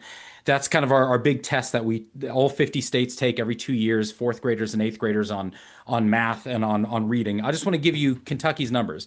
In 2016, Kentucky went heavy digital. You switched your state testing mechanism from pen and paper to digital, which required now digital infrastructure. Between 1992 and 2015, the year before you went digital, fourth grade math scores jumped 27 points to the highest they'd ever been in 2015. Reading jumped 15 points to the highest it'd ever been. And since 2016, you adopted tech, math has gone down 4 points to the lowest levels we've seen since 2006, and reading dropped 10 points lower than it has ever been in Kentucky history. But that's okay. Let's take a look at the eighth graders. From 1992 to 2015, before you went heavy digital, plus 16 points in math, plus 6 points in reading. Since then, minus 7 points in math, minus 10 points in reading, to the lowest you have ever been in history. A lot of people blame COVID for these. I took COVID out of the data. It doesn't matter. What we're seeing is not unique to your state. I used your numbers simply because you're here. I could do this for all 50 states. When that state went digital, you will see rise in literacy and numeracy. As soon as that state goes digital, you'll see drops to levels that are usually around 1998 to 2002 levels, which means we've basically lost a generation of learning. I want to give you one other thing. A lot of people say, well, if we start to remove tech and go back to more analog methods for learning, learning will go up, but kids now will no longer be job ready. They won't be able to use tech. Not true. Digital literacy is not determined by the amount of tech you use. It's determined by the amount of knowledge you have. From 2018 to 2023 in the United States, and this is US data, the student to computer ratio has jumped from two students per computer in 2018 to 2 computers per student in 2023. So in that 5-year window, we basically flipped. There's now more computers than kids in schools. In that same time, the percentage of kids who are explicitly taught digital skills has increased 16%. In that same time, spending on ed tech across the US has gone up $75 billion. What happened in that time? In that time, the percentage of kids across the US who are minimally digitally literate has dropped 16%. So kids are spending ever more time on tech. We're investing more in it, yet somehow kids are using tech worse than Gen X and millennials. How could you be raised on tech and not know how to use tech? Because knowing how to use a tool is not the same as being literate with a tool. If you want to be literate with a tool, you have to be world literate. You have to have knowledge. Millennials, we were trained how to think. Now when a tool comes our way, we can adapt our thinking for that tool. If all you ever did was train someone to weld, do not be surprised if they cannot also be a plumber. But if you teach somebody the thinking and craft of house building, now they can jump to any new tool and actually make sense of what the heck is going on. So the picture is not good, but again, I won't waste your time too much. I'll hand it over to Emily. Thank you guys for listening. I look forward to your questions. If we could pause right there, Emily, for just a second. I'm going to do something a little off script and take just a couple questions, and hopefully I won't steal Senator Tishner's thunder. But she had a question for you, and before she starts, I think your book is turned around the wrong way on your shelf there. Is that? It's my computer flips my screen. Sorry, I don't know how to fix that. But is that the book that you wrote? Yeah, that is the Digital Delusion that looks at all the ed tech data across the world. Yep. So Senator Tishner has a question. Yeah. Thank you so much for presenting to us today. I've done a little studying up. I read your book while I was on vacation, sitting next to my daughter-in-law, who is an elementary reading teacher, and just kept on saying, "You've got to read this book. You've got to read this book." And I would just tell everyone in this committee, you have got to read this book. It is absolutely incredible. I've marked mine up all throughout. And one of the things I wanted to ask you very specifically. What's the name of the book? The Digital Delusion. I have my copy right here. I don't know how it looks out there. And yours is the right way around. Yeah, and I have literally marked this thing up. So we recently moved towards the SAT versus the ACT, and you brought up something very interesting about the reading comprehension portion of the SAT. Could you tell us how that has changed in recent years? Yeah, so when we took the SATs or equivalent all growing up, there was a section called reading comprehension, which was exactly what you all remember. Here's a passage of about 750 words. Here are 10 to 12 questions about that passage. Most of them are inferential. Do that about 5 times. That's reading comprehension. When the SATs went digital in 2024, they rejigged the reading comprehension section test to be this. Here is a single sentence of about 75 words. Here is one fact-based question about that sentence. Next. The SAT's reading comprehension is now 54 single sentences with one question about each, which if you really drill down, that is not reading comprehension, that's skimming. Why would we ever redefine reading comprehension to mean skimming? Because what do kids do on a screen? They skim. So basically what the SATs have done is they've redefined a term that we want. We want kids to be able to comprehend when they read. They've redefined that to mean the ability to skim, so it looks as though kids still have the same skills we had before. That is a perfect example of adapting the world to a tool rather than determining what we want and then adapting our tool use to our desires. Can I keep going? Quickly. Okay. Also, thank you. That's a great explanation. One of the things that I heard you speak to is the spatial recognition when you're actually reading a physical book. I passed a bill to bring back cursive, and there's a lot of that spatial recognition to help with literacy and to help with comprehension and reading skills just in general. Can you speak a little bit to why it's so important to read a physical book as opposed to looking at a screen? Absolutely. So one of the ways human memory works is everything gets tacked with a three-dimensional location. We are a very spatial creature, and where things in space happen ultimately becomes part of the memory we form. So when we read a book, every word has an unchanging three-dimensional location. Till this book burns into dust. The word incentive will be a third of the way through, left page, top left-hand side. It ain't going nowhere. That becomes part of my memory and will ultimately determine how I can access and use that information. That's why if you're an avid book reader, you'll know when you finish a book, you can't verbatim say what you read, but you'll absolutely know where in the book everything occurred. You can almost flip exactly to where you need the quote you're looking for. When we read the exact same thing on a screen, the word incentive will start at the bottom of the screen, go through the middle, trail out the top. There is no clear three-dimensional location, so an entire aspect of human memory gets dumped. One thing we use to form memory just doesn't exist on a screen. So what happens is after about 4 or 5 minutes of reading on a screen, human beings just start skimming. Instead of reading side by side, the brain is basically telling us, I'm not tacking anything I don't know where to put any of this information, so you're not going to remember it. So we start to read vertically, and we just look for keywords, basically. So if you changed nothing else with school, except brought back books instead of screens, changed nothing else with pedagogy, with strategies, just have a hard copy book instead of a screen for reading, you will see scores on every subject go up. Allow 2 more questions here in this segment. If you could, please be brief. Representative Baker. Thank you, Mr. Chair, and thank you, Dr. Horvath. My question's really brief, but it's a 2-parter. Is there a specific age for children at which it's okay for them to start using screen time for learning, and how much screen time is acceptable? Is there a point where the learning process really falls off? I'd say the screen time learning will never be as good as analog learning, but it becomes less harmful when you've developed what's called metacognition, which basically means you know so much already that you can drive your own learning. That typically will only come later college. With that said, getting all tech out of all schools is probably not a realistic goal. So if we want to think about time kind of limits or structures, again, those won't be based on learning, but I would say anything primary, you could get away with never touching tech. I've never heard an argument why a kindergartner would ever need a screen. But once you get up into middle school and kids start to take a little bit more control of their homework and learning, that might be where it starts to make a little bit more sense up into high school.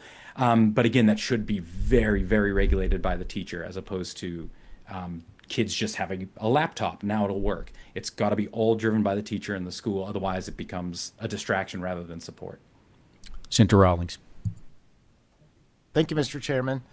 People wonder who was the driving force behind this prior to 2016. Was it big tech? A mom sent me an article from a 2017 article that said that National Education Association's top priorities were a digital curriculum over an in-person, kid having a human teacher. So just wonder where this came from. Do they claim that we hear the term evidence-based all the time? Was it evidence-based? Never. In fact, it was anti-evidence-based. It was very much hiding some evidence to try and make itself work. You're right. It's we can tack back to vested interests, largely big tech pushing a lot of this through. The real introduction of ed tech in mass happened when Microsoft invented a laptop that didn't sell. And to recoup costs, they started to sell it very cheaply to schools. That was the very first school computer one-to-one. It was only done ever for a money-making endeavor for them. It wasn't built to be a learning tool or an educational tool. So I think vested interests have really been pushing this through. With that said, too, I just want to give everyone a lot of leeway. It sounds good. I think for 20 years, the arguments being made sounded really awesome. So I give us all a lot of rope there. But I think now that all the data is really coming together and all the understanding is coming together, I'm shortening that rope up and I'm saying big tech is going to keep pushing. But now it's up to us to say, sorry, it just didn't work. you had a shot and it just ain't doing anything. We're going to stop there with questions for a minute, and then if we have time, we'll come back at the end. Up next, we have Emily Churkin, Screen Time Consultant LLC. If you would, Emily, state your name for the record, and the floor is yours. Thank you so much. My name is Emily Churkin. I'm a parent, author, speaker, and teacher. My goal is to protect children, education, and democracy by resisting the onslaught of EdTech products into school. I've been fighting this for nearly a decade. This January, I provided testimony to the United States Senate Committee on Commerce, Science, and Technology alongside Dr. Horvath. I'm very grateful to see continued interest from lawmakers who want to learn more about the impact of technology on children. And I also would like to state up front that I do not accept any funding from tech companies for the work that I do. As I said to the senators in Washington in January, I come with an urgent warning.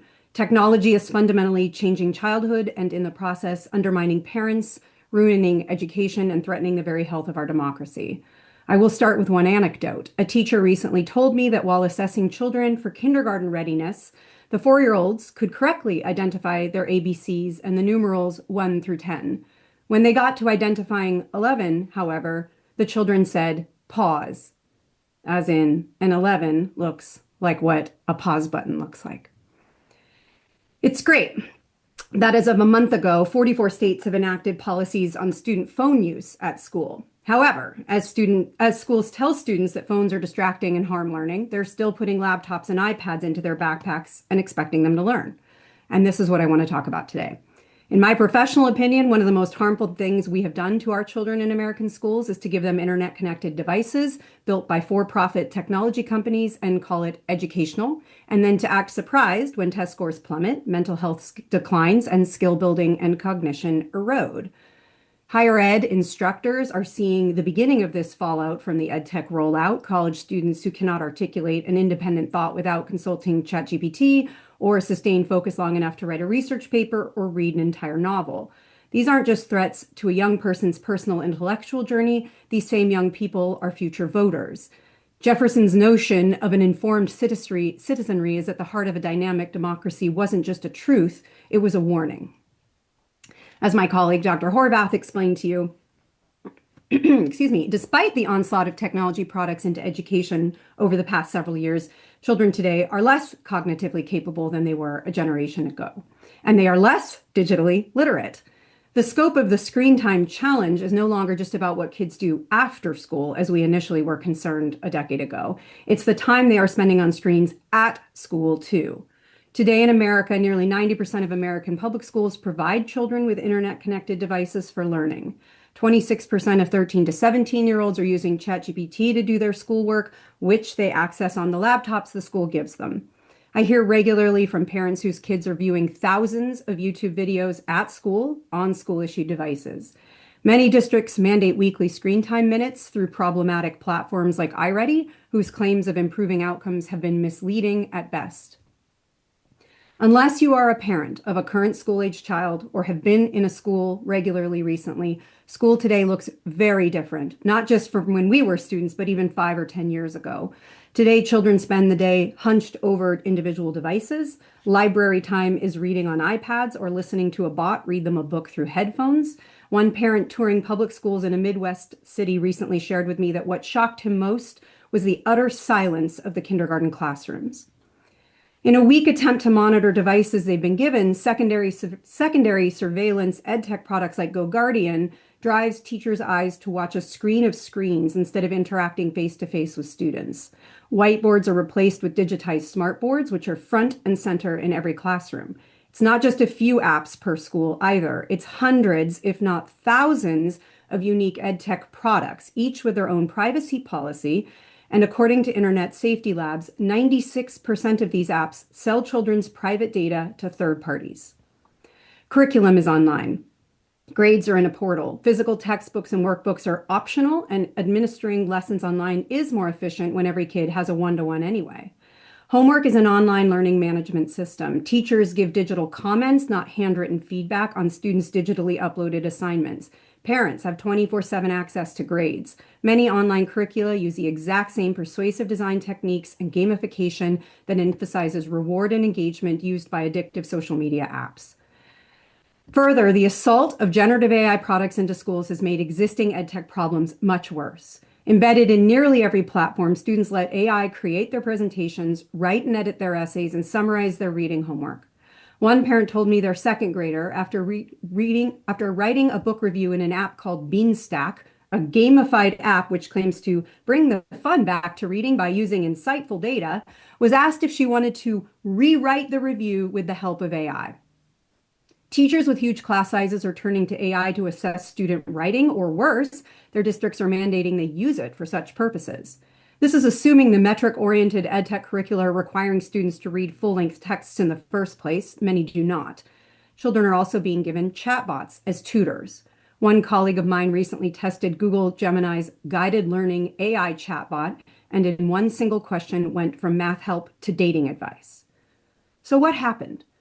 The onslaught of digitized EdTech products into schools has accelerated while other crises have dominated the headlines. That distraction has served EdTech companies well, companies which are as powerful and wealthy as the social media companies whose troubles dominate the headlines. It is critically important that lawmakers seek to hold these powerful companies accountable by preventing their unfettered access to the most vulnerable members of our society, children. Because if you remember nothing else I say today, please let it be this. At its very core, the business model of EdTech is no different from the business model of big tech, and both are fundamentally at odds with healthy child development. Big tech has already co-opted the social lives of our children. We cannot let them co-opt their education too. Simply putting ed before the word tech doesn't make it effective, safe, legal, or better than a human teacher. At the end of the day, because their business models are the same, I say EdTech is just big tech in a sweater vest. In this vein, we must also continue to refer to these EdTech apps and platforms not as tools, but as products, because that is exactly what they are. I want to offer a few words of caution. There are powerful technology companies out there who know that rolling back EdTech will drastically impact their business model. Again, that's exactly why it needs to be rolled back. You will receive emails and hear public testimony from company executives and lobbyists whose products rely on user engagement.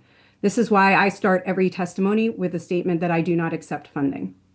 You will be told that there is a difference between educational screen time and entertainment screen time. You may hear cited research studies that are misleading or cherry-picked or funded by the very companies doing the research. You will be told that depriving children access to internet-connected products will increase inequities. You may hear that all children with IEPs and 504s will benefit from more tech when only a very select few truly need it. You may hear that this is the world we live in, or children need these products to be successful in the future. You may, like I have, even received hate mail and death threats for putting forth the idea that we should prioritize pencils, paper, and people before technology in a classroom. These claims are not true, and when you hear them, you need to ask, who benefits? I can tell you right now, it's not children, it's not education, and it's not democracy. It's tech companies. Please don't fall for it. Please don't let those powerful companies steer you to make decisions that harm children. Please ask for funding sources and conflicts of interest when you request public comments. Please dig deeper into the quality of the research being offered. Because as much as we need and should demand high-quality, peer-reviewed research, we also just need to stop and look at the world around us. The silent kindergarten classrooms, the hunchback teenagers, the tech-addicted adults, to know that something isn't right. I want to establish one very important point. I do not see EdTech as the same as tech ed. Children need technology education more than ever. But no tech skills will matter if children do not first learn how to communicate, think critically, or problem solve. Children do need technology skills like understanding what the internet is, or what is an algorithm, or what's fake versus fact. Children need to learn how technology works and how to do so safely. But learning about technology is very different from learning on technology. We teach young people about drug and alcohol risks in school all the time without giving them drugs and alcohol.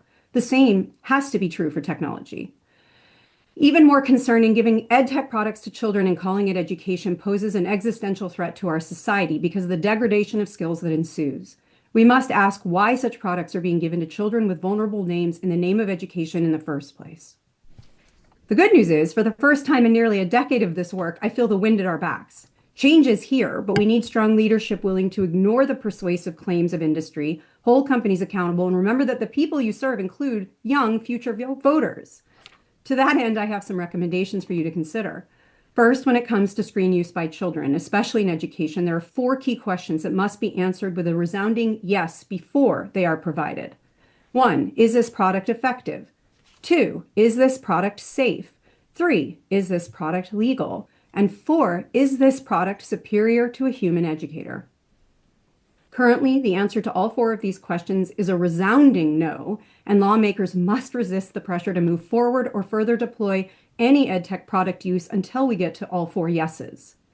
Additionally, when creating policy, I would love for you to consider the following, and you just touched on this briefly in the previous question about time limits. I don't believe time limits are enough. While I applaud any efforts to roll back screen use, cutting time alone does not address data privacy risks, exposure to problematic content, or the fact that what's being done on the screen very well could be displacing an interaction with a human teacher. I feel like I shouldn't have to say this out loud, but the number of children who should be able to access pornography, chatbots, and predators on school-issued devices should be 0. Currently, it's not. 2, AI is dangerous for children, particularly generative AI products. I'm frequently asked to advise districts about AI policies. The answer is very, very simple. Do not, under any circumstance, provide children with unvetted, untested, and unproven products. I was the lead author on a national organization, Fair Play's recent call for a 5-year pause on generative AI products in pre-K to 12, and I encourage you to look at that for more. 3, schools must publicly post a list of any and all tech products used by children, and schools must ascertain that they've obtained full and informed consent from parents before children engage with the products. In the printed materials, I've included 2 examples for your perusal. 4, even after providing consent, parents must have the right to opt out of any and all EdTech products, and their child should be provided with an equal educational experience without penalty. Since standardized testing has moved primarily to digital, states will have to find ways to provide paper-based tests to those families who opt out. While we're on the topic, I would love to see a reduction in high-stakes testing too. Much of the so-called need for EdTech products will decrease if less emphasis is put on test results in the first place. Alternatively, considering an opt-in policy or pilot classrooms or programs that are tech-free, especially for younger children, can be a great alternative.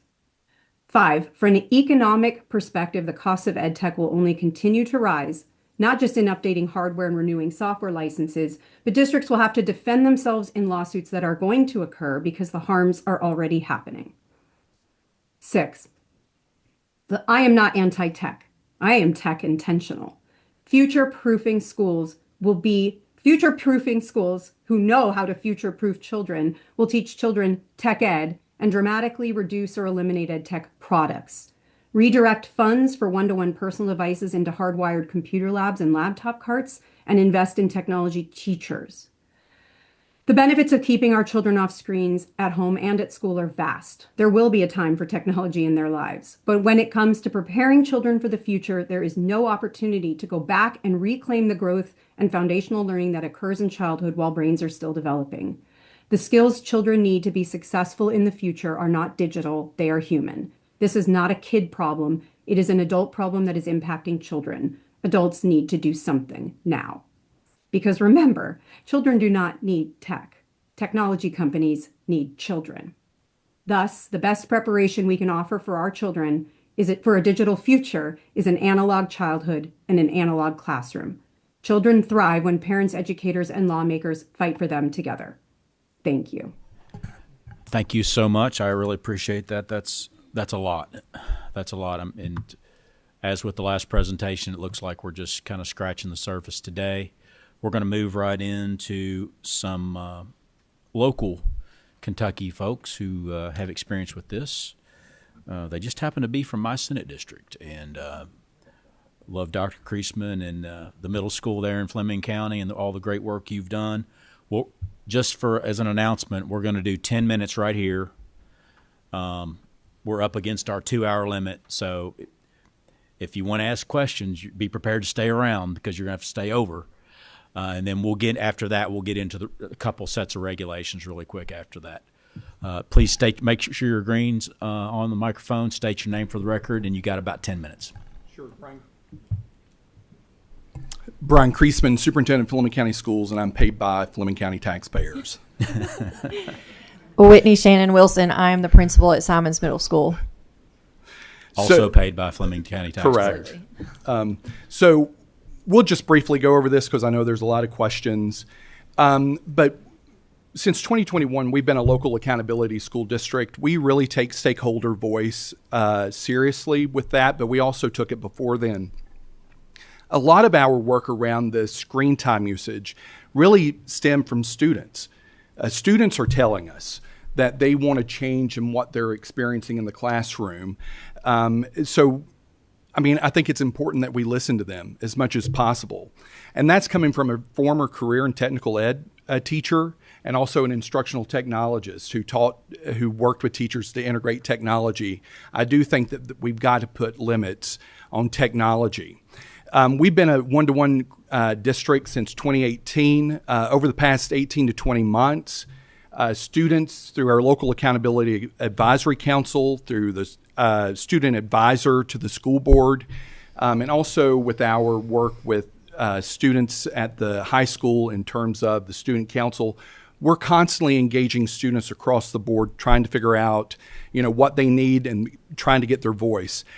One of the things that students are asking us to do is asking for more authentic learning, more meaningful discussion, collaboration, hands-on experiences, fewer technology-driven assessments, and learning connected to the real world. One of the things that Kentucky has is we have a very robust Kentucky academic standards. Technology should be guided by those academic standards and not vice versa. And somehow we've got that flipped in many cases. So one of the things that I want to go to, and I'll turn it over to Dr. Wilson to talk about Simons Middle School, is really the screen time. So in June, our board passed our first reading of the school board policy. This is coming from, again, students and teachers and parents. This will be the second reading, and we've made some modifications. So this is up to 45 minutes per day. We do not require technology usage in the classroom except for state testing or for diagnostic testing, and also interim assessments that we give in reading and math. We're proposing in K-5 up to 45 minutes a day. Again, that's a max. That's in school and after school in terms of homework. 6-8 is up to 60 and 9-12 is up to 90. With high school, we've got to understand that if we cut out all technology, we don't want to also hurt computer programming there. And also a lot of our schools, high schools across Kentucky, for alternative programs, they do use a computerized program. So we have to be balanced in how we address this.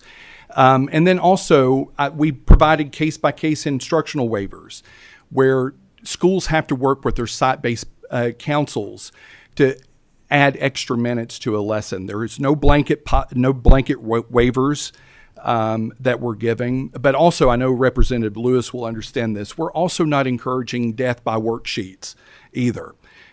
We really want learning to take place in our classrooms that's more meaningful to students and more relevant, but that also prepares students for the real world.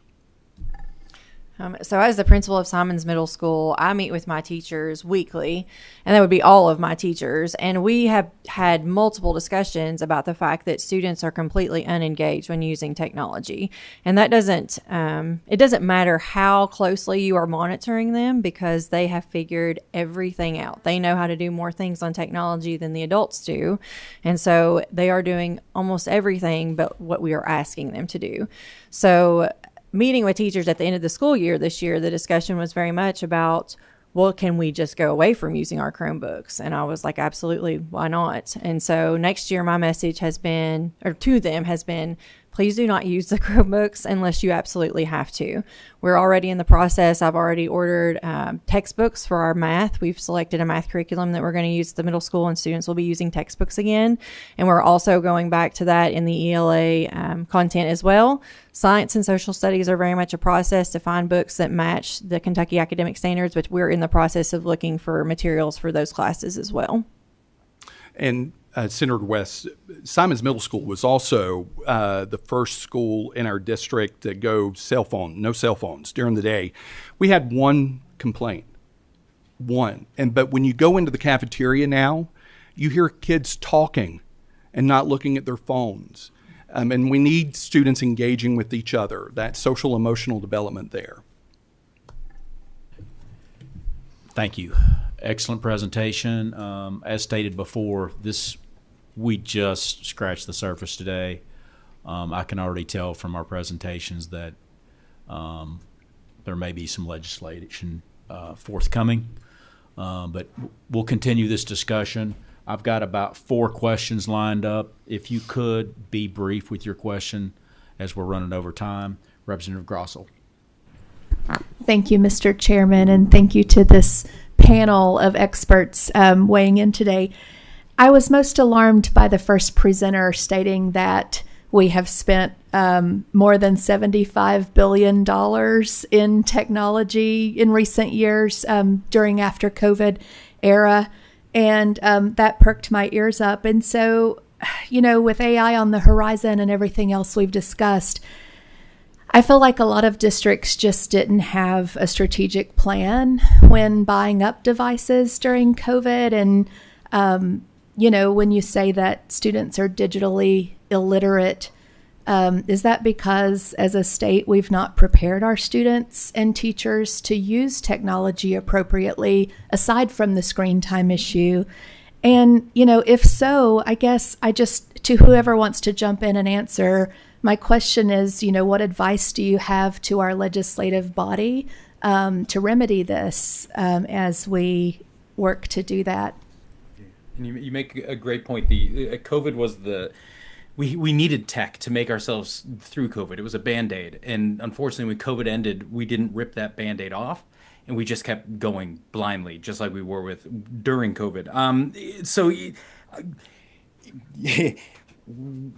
I don't think that the issue is we stop teaching tech. Like Emily said, we need to learn about tech. But the issue becomes we've got to recognize that digital technology, by and large, is an expert production tool. Digital technology helps experts do their jobs easier. That's why they call it efficiency tools. But the tools experts use to make their lives easier are not the tools a novice needs to learn how to become an expert.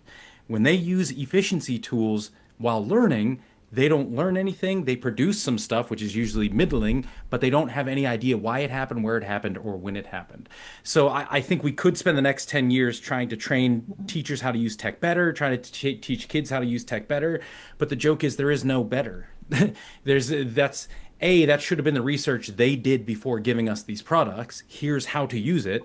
But B, the reason why after 10 years, 20 years, we still haven't found an answer is because it just doesn't seem to be good for learning. That's not why they were developed. That's not what we should do.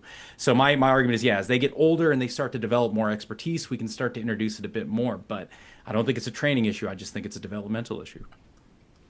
We got to keep going here. Representative Jackson. Thank you, Mr. Chairman. 2 real quick questions. Dr. Horvath, online testing. Everything we do, I think, now in Kentucky is online testing from 3rd grade to 11th or 12th grade. What's your thought on that? online tests always bring back lower results than hand tests, but we can adjust that statistically so you don't notice it. But the biggest secret about online testing is people think because the tests are online, we need to do our learning online.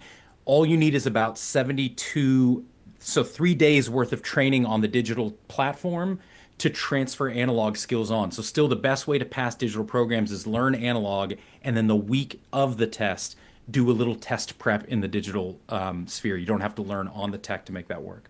And my last question, virtual schools, what's your thoughts on virtual schools? I can imagine there are going to be some places where it's necessary. I spent 12 years in Australia where there are some kids who had no option but virtual schools. They were just in the middle of the outback. But for those who have the option, virtual schools appear to work better for 5 to 10% of the kids, which means for 95 to 90% of kids enrolled in them, they would do better off going back to a classroom. Thank you, sir. Representative Bojanowski. Yes, to follow up with Representative Jackson's question about online testing. Ms. Churkin, you had mentioned that some states maybe do, if a parent requests or an educator requests a paper version, like Rep. Jackson said, all of ours is online. Are you aware of which states, if any, do offer a paper version of the end-of-year tests? No, that was a recommendation to look into that as a solution. I actually don't know. Maybe, Jared, do you know if there are any particular? I don't know of a single state that's not digital now. Yeah. Sorry. I do wonder if for adaptive purposes, there might be certain students with certain learning needs that get a paper version, but it's certainly not a universal option. That seems to be, it's interesting. That's a good point, is states like Delaware and stuff are introducing opt-out bills so parents can opt their kids out of tech during the day. But every bill I've seen includes the provision non-essential tech use because state tests are online and they would have to do it there. So, yeah. And I do know some states don't allow families to opt out of testing. Sometimes that's another way to avoid taking the test, but then that's individual. And then if you don't take the state test, and that's somehow a requirement for graduation, that penalizes the student. So it depends on the state. Senator Tishner. Dr. Kreisman, can you tell me when we went digital solely for testing? How long has that been? Oh, wow. 2016, something like that. So less than about a decade. Yeah. Yeah. I just wonder if that's the toothpaste is so far out of the tube, we can't go get it back in there to go back to analog.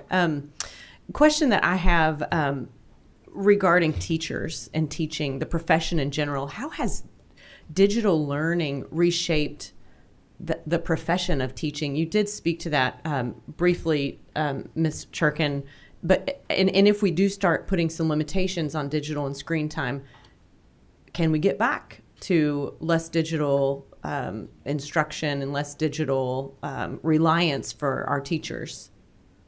I would love to see that. I think one of the things that's really tricky here is that this is an ecosystem, right? Like it's not like there's just one thing that changed. It's multiple things, testing, one-to-ones, remote learning, leading us to adopting all these other curricula. As a teacher myself, I feel very protective of teachers. Teachers are often asked to do a lot more beyond the scope of their job description. What I think most teachers don't want to be is IT administrators, and that's probably how many of them are spending a lot of their day. One of the things I noticed when I was still in the classroom, and this was over a decade ago, was that as soon as we started putting grades online, my students stopped coming to talk to me, and instead their parents were refreshing the portal and emailing me. So immediately I'm spending more time behind my computer, messaging parents who are freaking out about grades. And, again, parents should have awareness of the grades, but I didn't see that as benefiting my students in any way. I was no longer as available. I was asking them to stop advocating for themselves. Parents were taking over that role. And that was in 2012, 2013. So I think, unfortunately, this is dismantling an ecosystem is no small feat. But I think that doing nothing will carry a far greater cost. Thank you. Thank you. That will conclude this part of the Education Committee. I'd like to thank all the presenters on this topic. I think this is a good example of why we have interim committee meetings. Just totally eye-opening discussion. as usual with some things, especially like our cell phones in schools. You know, once we had that initial interim committee meeting, it's a lot worse than we thought it was. And so this will give us some tools we need as we go into session. And obviously, this is not the end of this topic. Once again, thank you to all presenters and Dr. Kreisman, Dr. Wilson, thank you for being here. Really appreciate it. Next up, we will move into part of the committee in regards to regulations. Today will be a little bit more in depth. We're going to have KDE come forward. Normally, we just kind of rubber stamp or kind of walk through these pretty quickly, but today we have some questions from members that I would like addressed. If you don't mind, if Chad and Julian, if you would come forward this time also, I'm gonna start with you guys.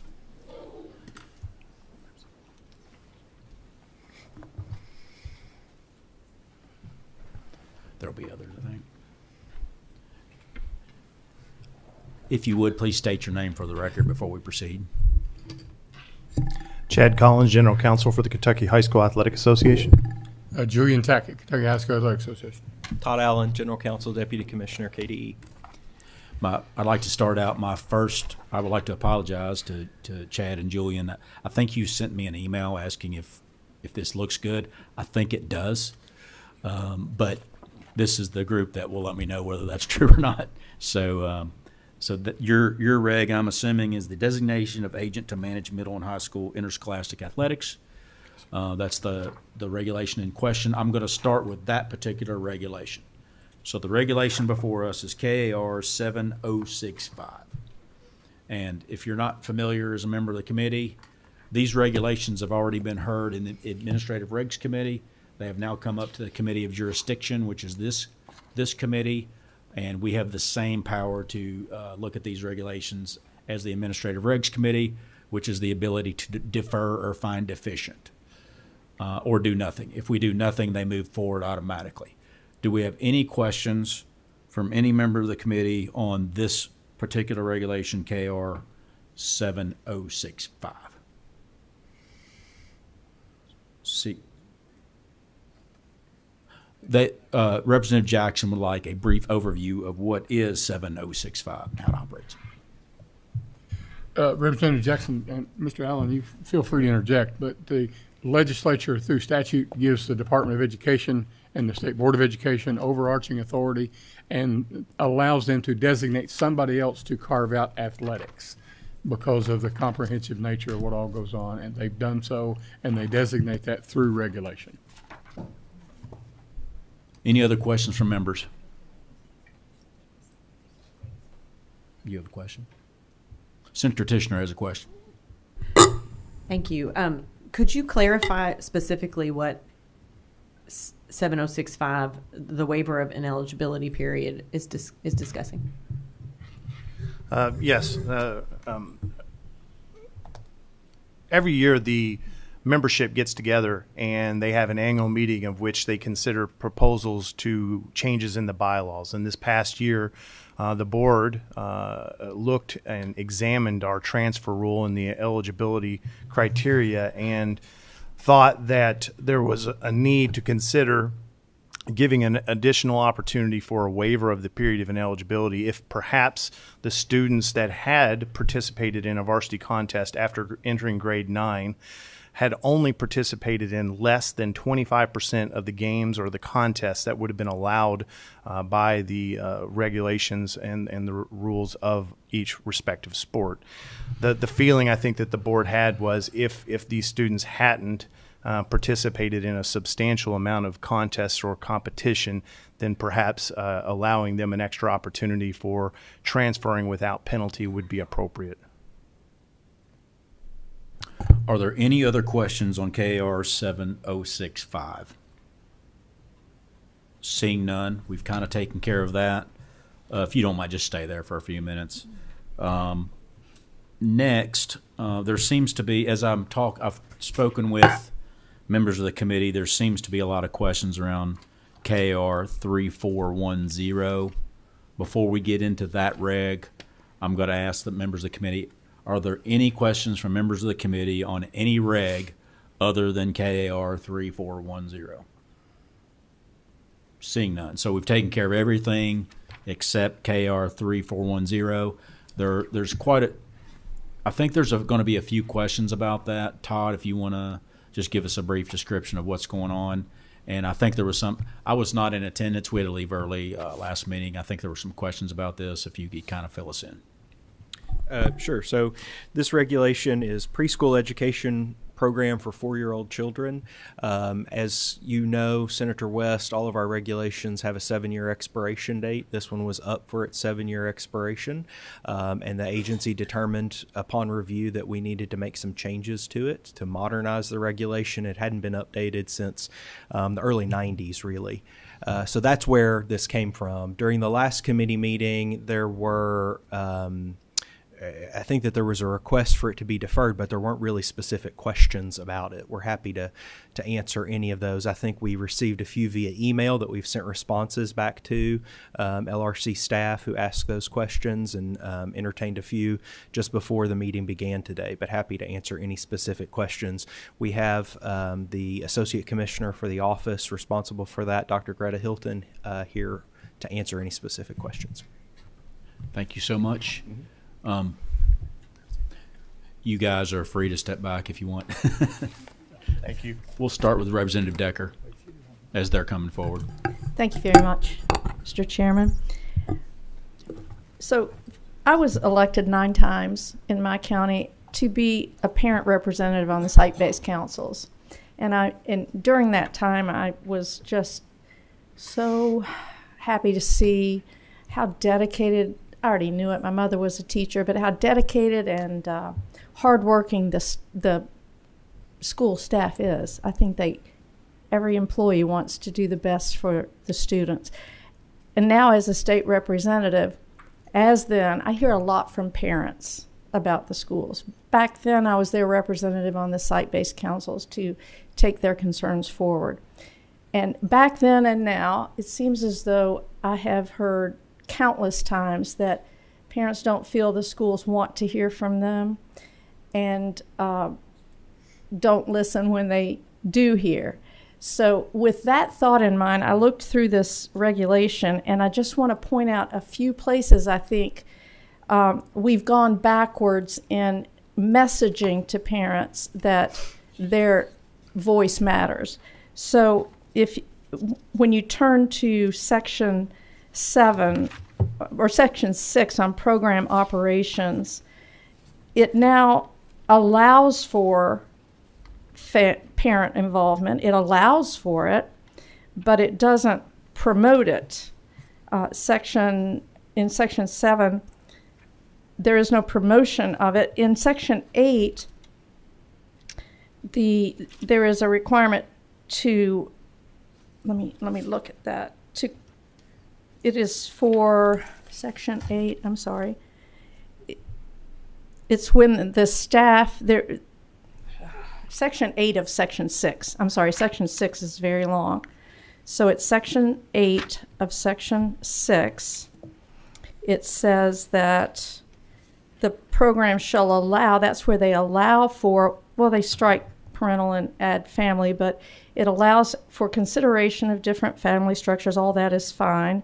But it just, while it allows for it, if you go on down in Section 8, to meet the comprehensive needs of the parents at one time, well, they can collaborate, but if you look at Section E, it used to be, that there shall be recommended follow-up on various things with the parents individually.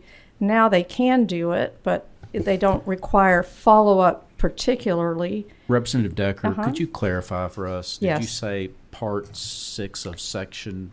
I'm sorry, Part 8 of Section 6. Section 6 is very long, and I'm looking at, I think it's Section 7 and 8 and 9 that I'm talking about. Section 7, 7, Section 8, and and Section 9. Yes. Okay. It just seems as though the emphasis is not on including the parents, but in advising them. If you look at every one of the sections where parents are stricken, in the learning environment section in 7, it is the same kind of thing. It's where you're advising the parents, but you're not including them necessarily. In fact, when you're looking at I think it's in the evaluation portion, there was a section that asked that they particularly have to be, that their thoughts in the assessment of the child, that's in section 9 of section 6.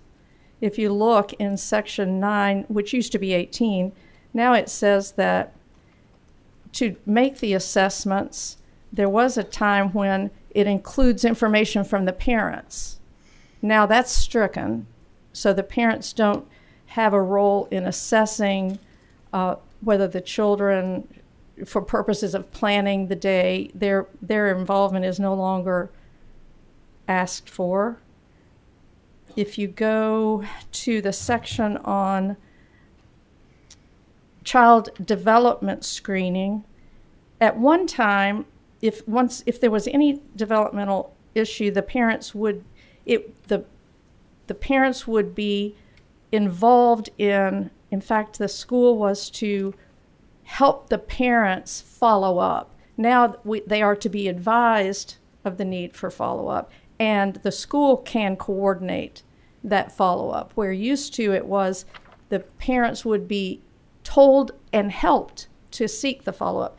So the long and the short of it, I think, is that I don't think parents are cut out, and perhaps this is inadvertent, but what it looks like is that instead of including parents, and in fact, if you go down to the personnel section, I forgot to mention that, the lead teacher is required to follow up and provide for parental involvement, but the local district is not anymore. So I know in my district, my local school district does seek to involve parents. I think it's a missing link. I think it needs to be not diminished, but accentuated. And I find that the changes here may or may not have been on purpose, but I think you're moving from requiring the schools to include the parents, in fact, solicit their improvement, to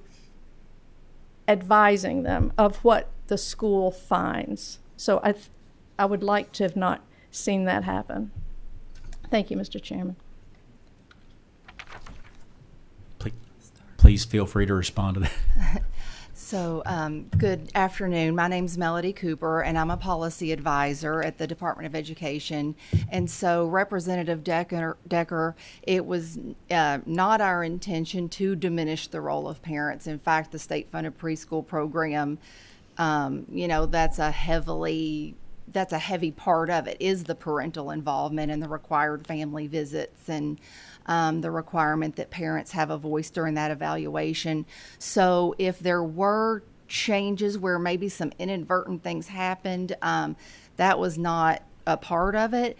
But I do think, now my colleague Andrea Bartholomew can also speak to some parts in the a separate regulation, but when we get into preschool quality, that's where more of the requirements are really laid out around the parent involvement. So I'm going to let Andrea speak to that and see if that helps answer some of your questions.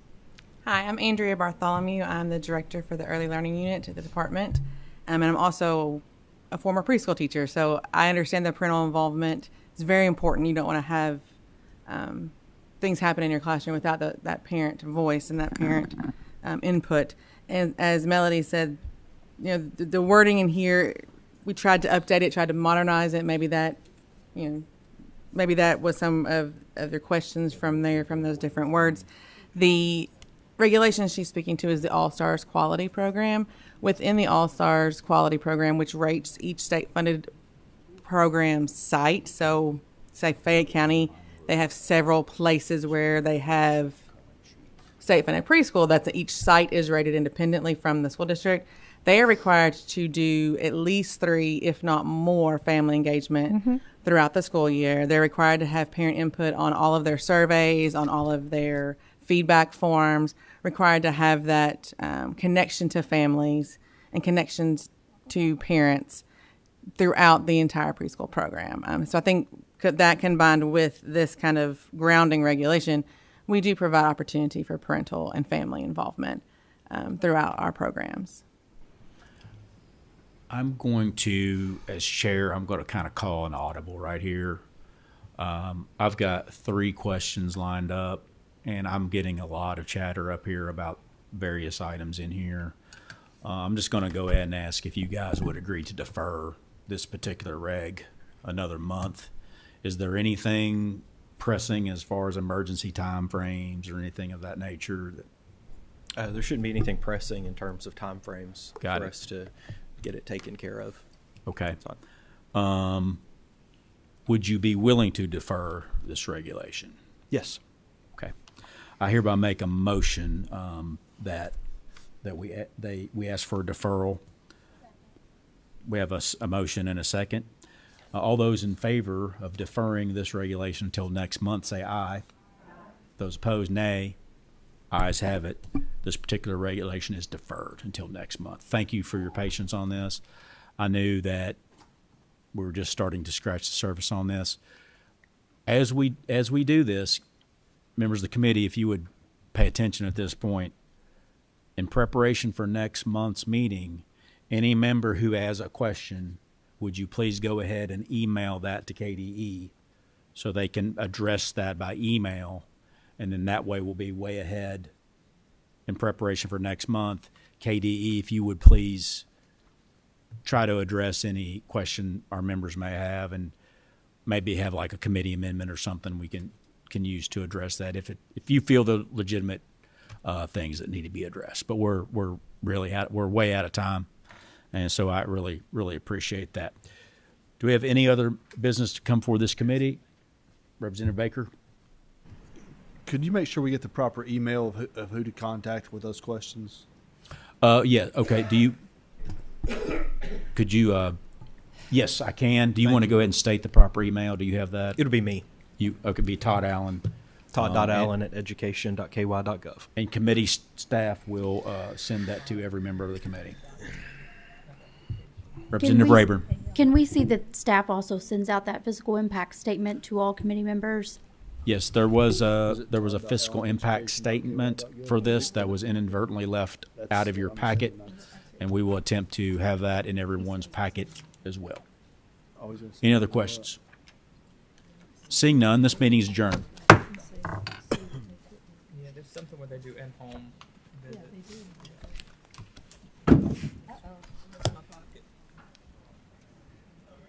I'm going to unplug you.